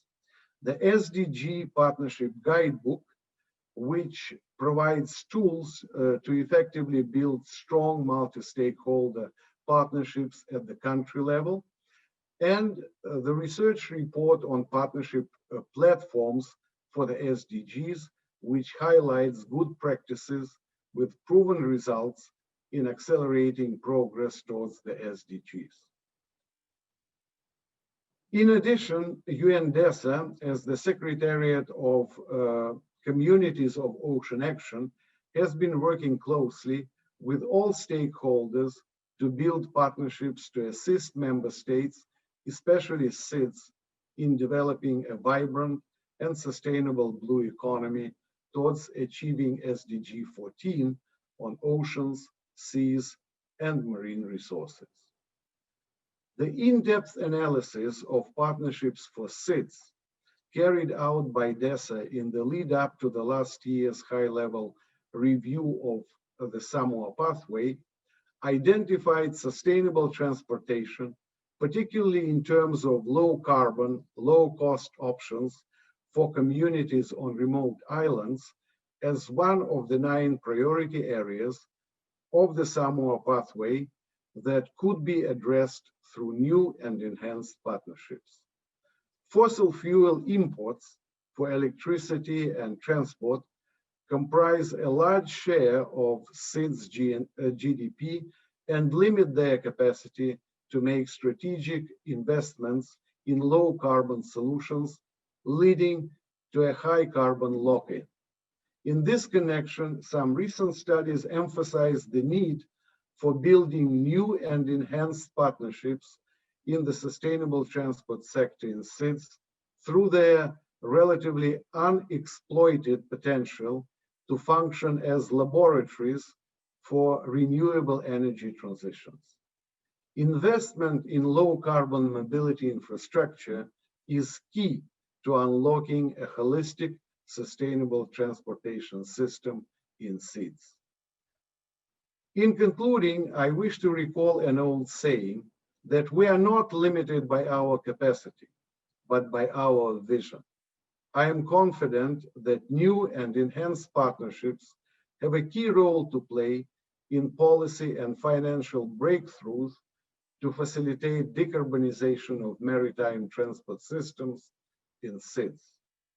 Finally, I want to assure all members of AOSIS that UNDESA, in accordance with its mandate, is fully committed to ensuring that SIDS-specific challenges and integrated solutions are duly addressed at the upcoming global summits and conferences, such as the High-Level Dialogue on Energy, the UN Ocean Conference, the Second Global Transportation Conference, the Food Systems Summit, the midterm review of Water Action Decade, and of course, COP26 of UNFCCC. Thank you. Thank you very much, Mr. Trepelkov, for your reflections and for bringing us back to the significant impact that COVID is having on small islands, developing states, with the implications for transport, something that has been alluded by previous panelists on their direct based on their direct experiences, and for your UNDESA's continued commitment to supporting SIDS. We are now grateful to be able to turn to three representatives from other institutions who are going to make up today's panel. We are very grateful to all of you who are with us during the event and continue to remain with us. We invite you, as you listen to these panelists, you just listened to Mr. Trepelkov, now you will listen to these three other panelists. We invite you to write any comments or questions that you might have in the Q&A or in the chat. We actually will proceed to listening to all of the panelists, and we invite the panelists themselves, when they're not speaking, to check on these two areas, the Q&A and the chat function, in case you can respond to the questions that the audience may be posing directly. If we have time, after we've had our discussion, we'll bring some questions from the audience back to the members of the second segment. So with that, I would like to now turn to Ms. Regina Asariotis, Chief of Policy and the Legislation Section at the UN Conference on Trade and Development. Welcome, Ms. Asariotis, and thank you for being with us. I would like us to focus specifically on climate impacts. This is something that has been alluded by previous panelists in the first segment. And so can you please help us understand what some of the key issues, challenges, and approaches to adaptation and resilience building for seaports and coastal transport infrastructure are? Thank you very much for being with us. Thank you very much, Mariana, and thank you very much to everyone at AOSIS for the very kind invitation. It's a pleasure to be here. It's night in Geneva, so I hope my attention is not going to flag, and I'm going to start my timer here. As we've just heard, the focus of the attention is on something different now. And this is the flip side of the coin, which very often gets a little bit too little attention. And in particular, when we're talking about SIDS, as the ambassador at the outset has emphasized and has come up already in several of the presentations today, transportation is critical to sustainable development altogether in small island developing states. So let's shift our focus a little bit and consider the types of impacts and the problems that arise and what can be done about this. Next slide, please. So I'm just going to very quickly summarize for you some of these key issues. We've been working on this for a number of years, in particular also with emphasis on SIDS, in particular since 2012, when our mandate in this regard was strengthened, and again in 2016. So seaports and also coastal airports, and in small island developing states, airports are often at the coast because of significant limited low-lying land. Seaports and coastal airports are actually critical lifelines in small island developing states because they bring everything. External trade, food and energy, as we've already heard. They facilitate, they enable tourism, whether this is cruise ship or air tourism. And of course, in the context of DRR, and we've just had an enormous hurricane season in the Atlantic, with being halfway down the Greek alphabet in terms of the number of storms already, these assets are critical. Also, fisheries and the blue economy, of course, depend on ports. And overall, it's quite clear that without seaports and also airports, these sea-locked countries, really the sustainable development prospects of these countries are severely jeopardized. Now, these critical transportation infrastructure assets are at considerable risk already of natural disasters and exposed to significant hazards, as we know, but also exacerbated by climate change. And there are numerous impacts. We have very little time here, so I can't deal with any of these in any detail. But the obvious one are obviously sea level rise and storm surges that go along, also extreme heat. Now, the risk of this is high and growing. This has last been established in the IPCC 2018 and 2019 reports. And we have some original work on this. We've carried this out with collaborators as part of a UN Development Account funded project that we carried out in the Caribbean, where we actually looked at ports and airports in two countries, St. Lucia and Jamaica. And in these countries, there are very serious threats of marine inundation to these assets from as early as the 2030s. And that's 10 years down the line. That's as close to us now as 2010 is in the past. There are significant economic costs of inaction, and so much is at stake that failure to adapt is really not an option. So the matter is urgent, no time to lose, and a number of significant challenges exist. These are manifold technical capacity and finance, government, management, policy and legislation. And it's critical that action be accelerated and that this is done in collaboration. Next slide, please. Just to illustrate the point, I have one slide for you here, which shows you the hazard projections for global ports. This is 3,700 global ports and shows the projected changes in the return period of what is now the 1 in 100 year extreme sea level. So this is forecast into the future, how often an event of this type will occur in the future. And you can see that the SIDS regions, in red is very bad in this slide. Red means that the current 1 in 100 year event may occur as often as once a year. So this affects most countries, many SIDS countries in the Pacifics, for example, from as early as the 2030s, when 1.5 degrees will be reached. But as climate change progresses, this is going to be serious everywhere. Next slide, please. So there are a number of things that can be done. And again, time is pressing, so I have to be very quick. I leave this slide up for you, and I mentioned a few things.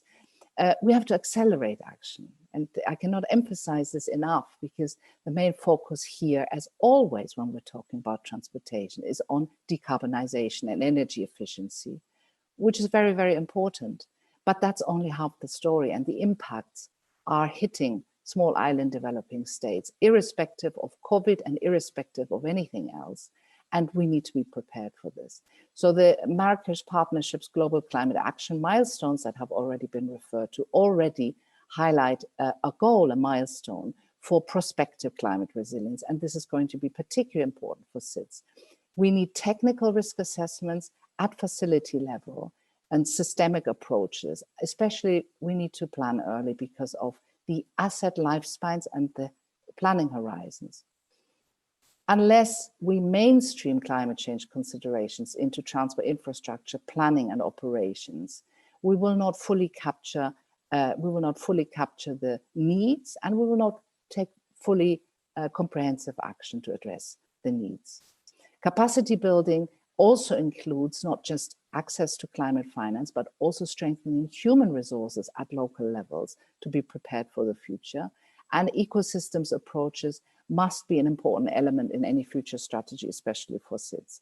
Specifically, what is needed at the present juncture, with several international and intergovernmental processes coming up, is the development of common policies and regulatory tools that will support any existing efforts. Standards and guidance as well, and methodological tools. I have a lot more information about this if anyone is interested.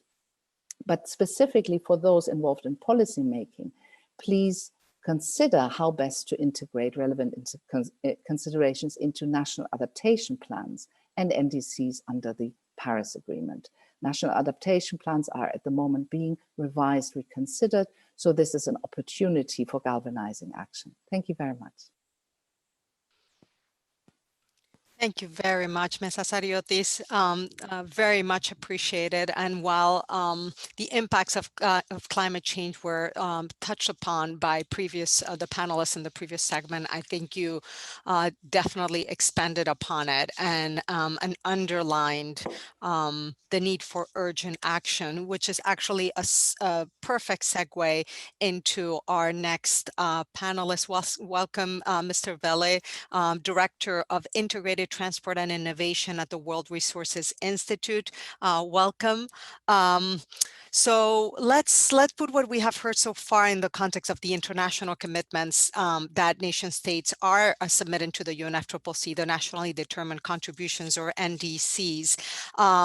Ms. Asariotis just showed now like the importance of actually actions to address the vulnerability of maritime transport infrastructure as something that needs to be addressed in the next 10 years, the time frame for many NDCs, as is the urgent need to reduce emissions. How can raising ambition in NDCs support specifically a more sustainable maritime transport sector? And how can SIDS more specifically access opportunities to improve their NDCs now as they are preparing the ones to be submitted before COP26? Thank you, Mariana. I appreciate that. Good question.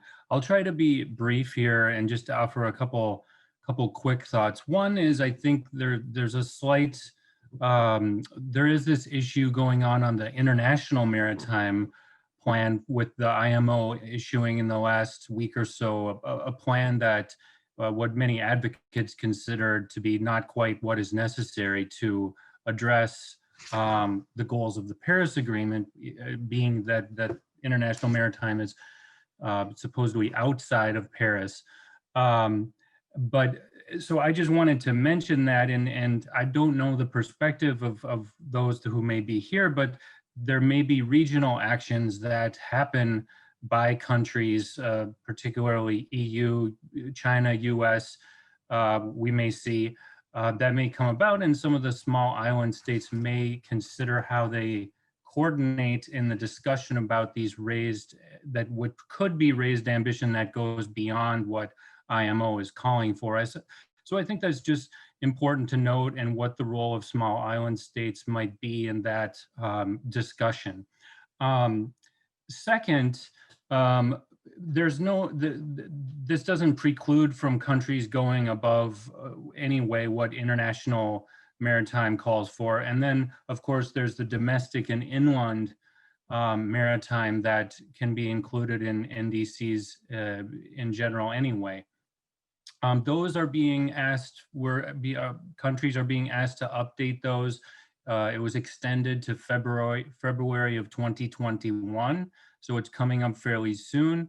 And the idea is to raise the ambition there. And actually, WRI released a paper about a year ago. Others have released some papers where we targeted 3 key areas to concentrate raised ambition, and that was to accelerate electrification.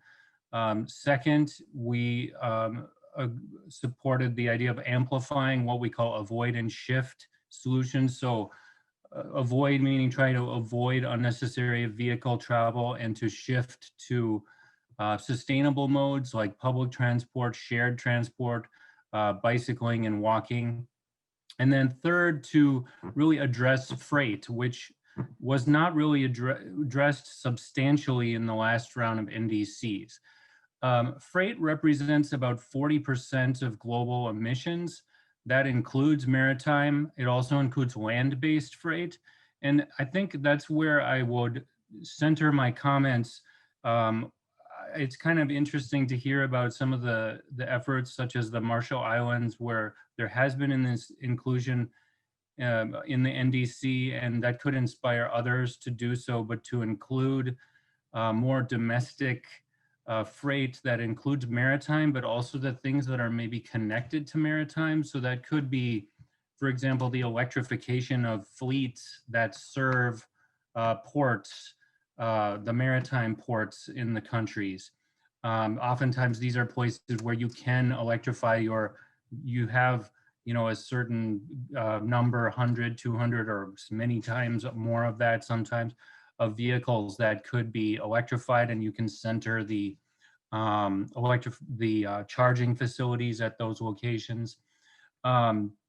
There's also the idea of the freight that's more down, the secondary emissions, the indirect emissions. So the vehicles that then go out and serve the communities that get goods to market, and that's the land-based transport. But how might there be efficiencies that are connected to the maritime transport? And then the third, and this is, I think, what I'll be my final comment, is just that passenger transport as well. Can there be what improve the efficiency and the mitigation of the maritime, the inland waterways, the inter-island passenger transport, for example, that can be improved, but also how are things connected once they reach the land? How does passenger transport works? And a lot of times in the less developed nations, we see more informal services going on, the minibuses or the other intermediary modes, 2- and 3-wheelers that might provide what is basically public transport. And there might be ways to improve the either the services and the data available on those things, or even in electrification and so forth. So I think these are all things that are just food for thought. I think some of the examples that have been shown from the countries are actually quite inspiring, and I hope folks can build on those for raising ambition. So I'll leave it at that, but thank you for having me very much. Thank you very much for your reflections and your ideas. And I think if these have not been shared already, I think it will be helpful to share the documents that I think several of the panelists in the first segment, and now Mr. Vele mentioning the second segment, to share it with all of the participants so that people can benefit not just from what has been said in the panel, but also the wealth of expertise that has been developed on this issue. Thank you again, Mr. Vele. I would now like to turn to our third panelist, Mr. Losos. Thank you very much, Mr. Losos, for being here. Mr. Losos is a senior specialist in sustainable transportation at the World Bank. So let's turn now to the key question of investment. Clearly, the needs are there. There are challenges to be, addressed. How do we turn this into an investment opportunity? Mr. Losos, what are the key investment opportunities that SIDS have for a more sustainable maritime transport sector? Both investment opportunities on decarbonization and increasing resiliency of the transport system. Thank you. Great, thank you very much. Yes, it's a great pleasure to be here with you. When I speak to some audiences, I often have to explain why a development bank is even talking about shipping. Shouldn't we be focused on hunger, poverty, health, or public budgets? What does shipping have to do with development? In this room, however, it's a great relief to me that the importance of shipping as a development issue is well understood. In the small island and large ocean states, maritime transport is profoundly and intimately connected with hunger, poverty, health, and public budgets. Of course, we need to talk about moving people and goods by sea because it's integrated in the deepest ways with the well-being of the people, their economic prosperity, and their prospects for the future. So with that in mind, to answer your question about investment, I want to talk today about 4 things, and I'll try to do it in a disciplined way because we haven't much time. I want to talk about knowledge partnerships, marine safety, resilience, and decarbonization, because I believe all of them are essential to sustainability in this sector. First, knowledge partnerships. In Western and Central Africa, the bank is financing something called the Sustainable Ports Partnership, which is part of a broader program on the coastal area in that region called WACA, the Western Central Africa Coastal Area. The Sustainable Ports Partnership is a voluntary and collaborative effort between the port authorities in 19 countries, which have agreed to share knowledge about their common environmental and social challenges and agree on a common framework to address them, despite being in many cases commercial competitors with one another. It's a recognition that common challenges are both easier to bear and less costly to remedy when they are faced together. It doesn't require any new international or national agreements or legislation to implement, as it is voluntary. The issues to be tackled are wide-ranging, and it's up to the partners to decide, but it could include coastal erosion, dredging, oil pollution, community relations, ballast water, solid waste, resilience to sea level rise, any of these things. This is an African program designed by Africans serving the needs of African ports as articulated by African practitioners, and the World Bank is there to facilitate by providing expertise and some grant funding to get things started. This is the kind of thing that I could see being useful in many geographies, including many SIDS. We could replicate this approach anywhere we found willing partners who would think it worthwhile to join forces. Second, let's consider another important facet of sustainability, which is safety. Marine safety for SIDS is the analog of road safety in most other countries. The WHO collects data on morbidity and mortality resulting from road accidents, and safety is the object of targeted, concerted efforts to address it, like the UN Decade of Action on Road Safety, which ended this year. In sea-locked countries, marine safety is correspondingly essential for the health of the people and therefore for the overall prosperity and economic growth in the country. And as such, it deserves to be treated with equal care. Goods must move to markets and people must go to school or the clinic on the next island in a safe and reliable manner. The World Bank is host to the Global Road Safety Facility, which finances activities to improve road safety around the world in the interest of development. Why don't we do the same for marine safety in the large ocean states? Something to consider. Third, I noticed with great interest the emphasis in the Placentia Ambition Forum on the need for greater effort and ambition in adaptation. I would like to link this to the broader theme of resilience, including but not only limited to climate adaptation. Resilience is a matter of both hard and soft systems, including infrastructure, of course, but not forgetting the resilience of fleets and operations. In transport, we need to think in terms of network level resilience, rather than this or that specific piece of infrastructure, particularly as it is difficult to know exactly where climate impacts or disasters may be felt next. This puts a premium on institutional readiness, preparing flexible responses, and building back quickly. Digitalization is also an element of this agenda on resilience, and I don't think I've heard anyone mention that yet today. As transfer of critical information to decentralized or dematerialized storage helps to make systems more resilient to disaster. And here I'm thinking particularly of the tax records that were lost in Haiti after the earthquake in 2010, but it could be manifests or customs documents with the same effect. And finally, let me touch on decarbonization. Climate mitigation affects everyone.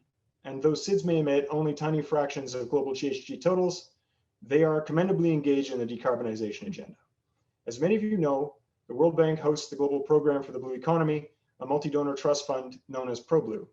Indeed, ProBlue is now funding some of the core analytical work that the World Bank and others is doing to help find ways to increase ambitions and exceed the IMO 2050 decarbonization targets, and in a way that is equitable to the small island states. We expect to publish 2 reports by the end of February, hopefully, on low and zero carbon bunker fuels and on the role of LNG in decarbonization. One of these reports, the first on low and zero carbon fuels, contains a global level multi-criteria survey of countries' potential to produce zero carbon bunker fuels like ammonia and hydrogen. We all know what some of the options are. We've heard them discussed. The next step will be to use those analyses to begin identifying investment opportunities to begin piloting the production of hydrogen or ammonia in partnership with interested governments, where resources are present and where the political will exists, and with private partners. The World Bank is a member of the Getting to Zero Coalition to help to make that bridge to the private sector as well. This will mean drilling down into country level analyses and looking at the investment possibilities in some of the most promising candidate countries. We're also in the early stages, more specifically related to SIDS, of launching a new analytical program in the Pacific called a Blue Transformation for Pacific Maritime Transport, whose objective is to better understand regional maritime connectivity in the Pacific and identify infrastructure gaps to guide future maritime investments in a view to achieving improved logistics and reduced transport costs to support fisheries, import-export, supply chains, and tourism, to improve maritime safety, to enhance resilience to climate, to pandemic crisis, and to emergencies, and finally, decarbonization in the maritime sector from the perspective of the Pacific Island countries. So those are just a few things I hope will generate discussion. Really, I would like to hear more from other people, practitioners and policymakers from the SIDS, what you think and how we can best help one another to achieve this vision. So I'll stop there. Thank you very much. Thank you very much, Mr. Losos, and thank you for laying out some very concrete opportunities, for investment and partnerships. With that, I think I would like to take Mr. Losos' question and an invitation to particularly representatives from small island developing states. In case you have any questions for the second panel. They laid out opportunities for investment, opportunities to deepen partnership. Do you have any questions for this second panel, both Mr. Trepelkov and the three members of the panel that you've heard? So I'll just would like to open the floor in case any of you have a question you would like to pose to the panelists.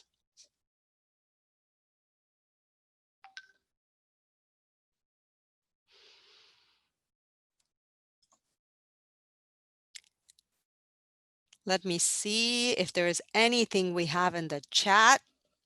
I think that something may have come my way this way. Thank you very much. So some of it has made my way through the chat. So there has been much discussion in panel 1 about particular projects in countries and about capacity building. So the question from some of the panel 1 members is, how can international institutions help to scale up capacity building and knowledge sharing among the SIDS? Do any of the members of the second segment want to answer this question?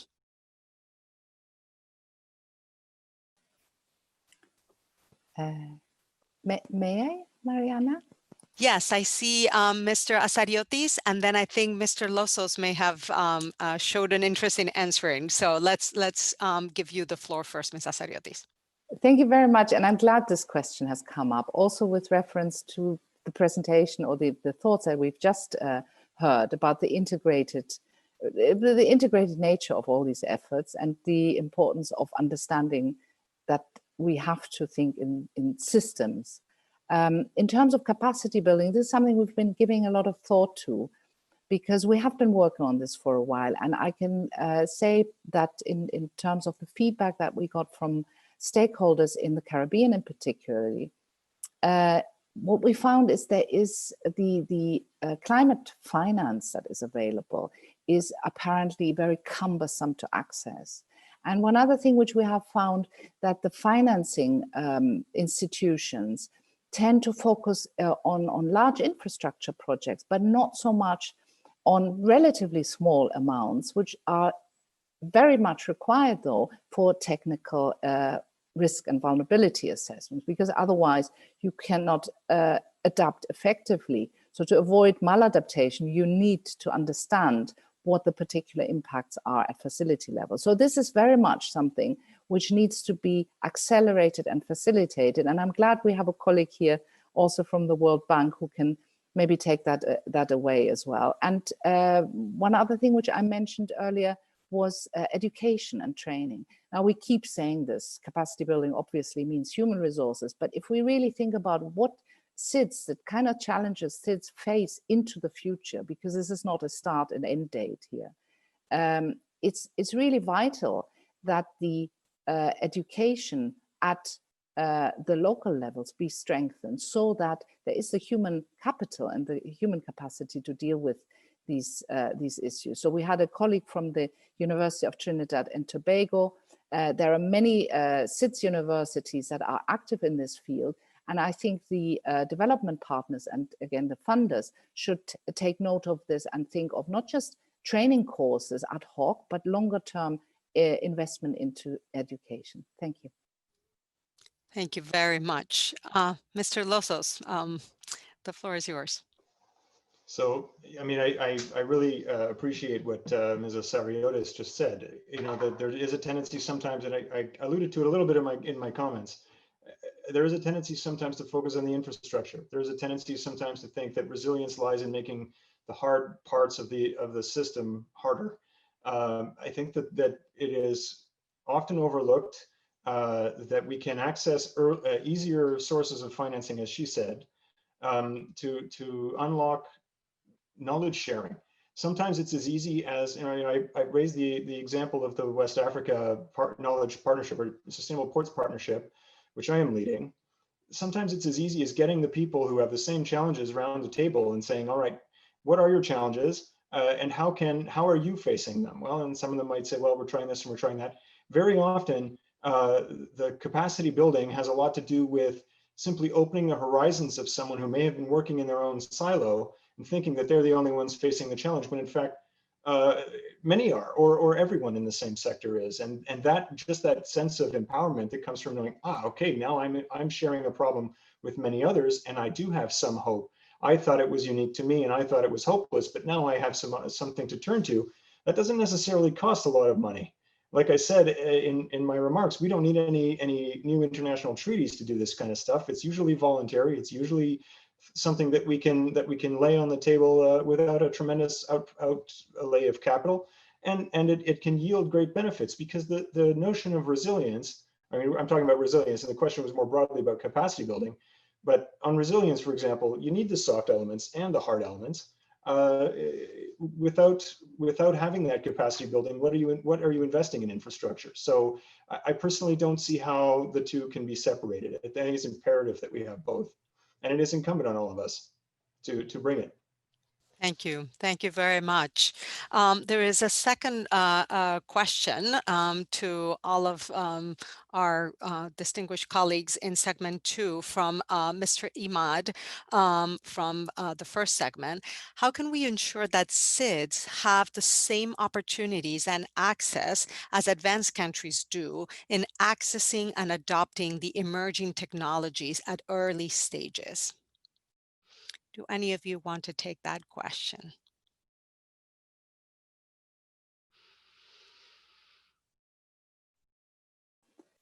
If nobody else does, then I'd be happy to say just a couple of words. The one thing is effective representation, and I think AOSIS is doing a great job in general. So this is one thing particular to take up, and I just put another comment in the chat box, especially with COVID, and Mr. Trepelkov made the point very forcefully with the income streams now from tourism having dried up for the time being. And certainly we are not out of the woods yet. Collectively, we know this. But new thinking is required a little bit. And there are significant co-benefits, I think, especially for small island developing states, given the enormous energy needs associated with, for instance, resilience building and adaptation, to invest in energy efficiency and into renewables, because these co-benefits are particularly important as we need more energy, which is harder to get and is more costly. and as I say, with reducing income streams. So I think this is very, very important, but is again, there are a number of processes coming up. There's also the second Global Sustainable Transport Conference, which was due to be held in Beijing in May of this year. Again, Mr. Trepelkov had referred to the Ashgabat conference, the first of these. I don't know if a new date has already been agreed, but again, this is an opportunity to bring these types of collective needs to the fore. Thank you. Thank you. Mr. Trepelkov, would you like to add anything? Yes, I want to add just one point. Thank you very much, Madam Moderator. I just want to indicate that in the context of our work on science, technology, and innovation, UNDESA, by the way, together with UNCTAD, coordinate the 43-member United Nations Interagency Task Team. And we have recently launched an online platform of the technology facilitation mechanism, specifically to broaden access to technology knowledge and scientific knowledge for the SDGs. It's open to all countries, all developing countries, but that includes SIDS as well. So because it comes from the United Nations, there is no question about equal opportunity. It is inherent in all our work. But I just wanted to highlight the technology facilitation mechanism created originally in Addis Ababa or at the Financing for Development Conference, then reconfirmed in the 2030 Agenda for Sustainable Development. And there are several aspects to that, but one priority area is the online platform on technology and scientific knowledge. Thank Students you. are very welcome to visit it, and we can facilitate. Thank you, Mr. Thank you. Trepelkov. Thank you. And in fact, we want to let all participants know that the resources that have been mentioned throughout the event will be shared after the fact. And we would be glad to include the platform that Mr. Trepelkov was mentioning, along with the many other studies that were mentioned on this during this event. I would like to thank all of the members and the panelists in the second segment, Mr. Trepelkov and the three other panelists for joining us and giving their perspectives. I think this has been a very rich discussion, and I hope has provided insights for both the challenges but also the opportunities that we have in front of us. With that, I would like to give the floor back to Ambassador Felsen to share some closing remarks. Thank you very much. Thank you very much, Mariana, and thank you and Brittany, all the panelists, as well as the participants for contributing to, as you said, a very rich discussion. On behalf of the Alliance of Small Island States, let me also reinforce that appreciation and gratitude to you for your contribution in today's session on the sustainable maritime transport in SIDS. We definitely benefited, and I hope you're hearing me, because I noticed Mariana's screen is frozen. We can hear you very well. Okay, great. We benefited from a wealth of experience, not only from the small island developing states, but also from the partners engaged with the small island developing states. We look very broadly at the global contribution of maritime transport sector to greenhouse gas emissions, and then zeroed in on maritime transport sector in the island's context, including very helpfully with plans and initiatives for decarbonization and resilient transport networks. It was clear that implementing and then bringing these initiatives to scale in SIDS will require improved data and data capacity, greater investment in R&D for sustainable transport, of course, looking at energy efficiency and renewables as well as platforms for any type of electrification, tailored technology that are fit for purpose for the scale of SIDS. And I like the point that Ahmad raised at the end, ensuring that we get the most current technology being brought forward to SIDS at an early stage where it is, of course, appropriate and relevant.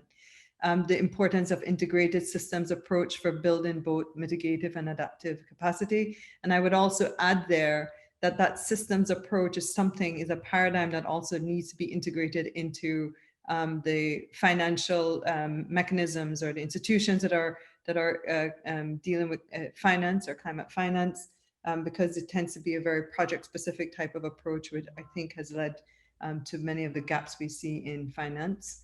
The importance of goal setting and targets for the transport sector included in the NDCs, and of course, above all, enhanced partnerships, knowledge partnership, but also innovative means of supporting the maritime transport sector, contributing to lowering the greenhouse gas emissions. I would like to also add that it seems that there is room for greater high-level political support, especially in the context of SIDS, to address the contributions of the maritime transport sector in reducing greenhouse gas emissions. I would note that this is one area where the Alliance of Small Island States does not coordinate in any concrete way. And perhaps this is something that might have to be considered or reconsidered in the next chairmanship, which will be taken up by Antigua and Barbuda.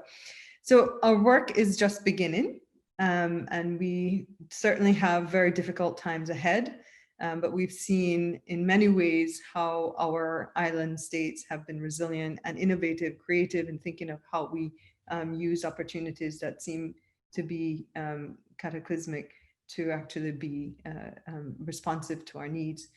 We hope that your support for AOSIS and our partners in the wider ambition community will continue as we navigate the nebulous road towards COP26. But we don't wait for COP26, we start doing what we can now, so that when we get to COP26, we're talking about scaling up. We will aim to seize all opportunities throughout this year and next to continue our advocacy for climate ambition and create opportunities where there are gaps and create space for meaningful dialogue and action. On the next steps, you can expect to see the outcomes of this dialogue in the en route to COP26 summary document on the event website. And furthermore, all resources and publications mentioned by our speakers will be made available to participants. Lastly, if you missed any of this, any part of the session or any of the sessions from the 3-day event, recordings will be made available on the event website.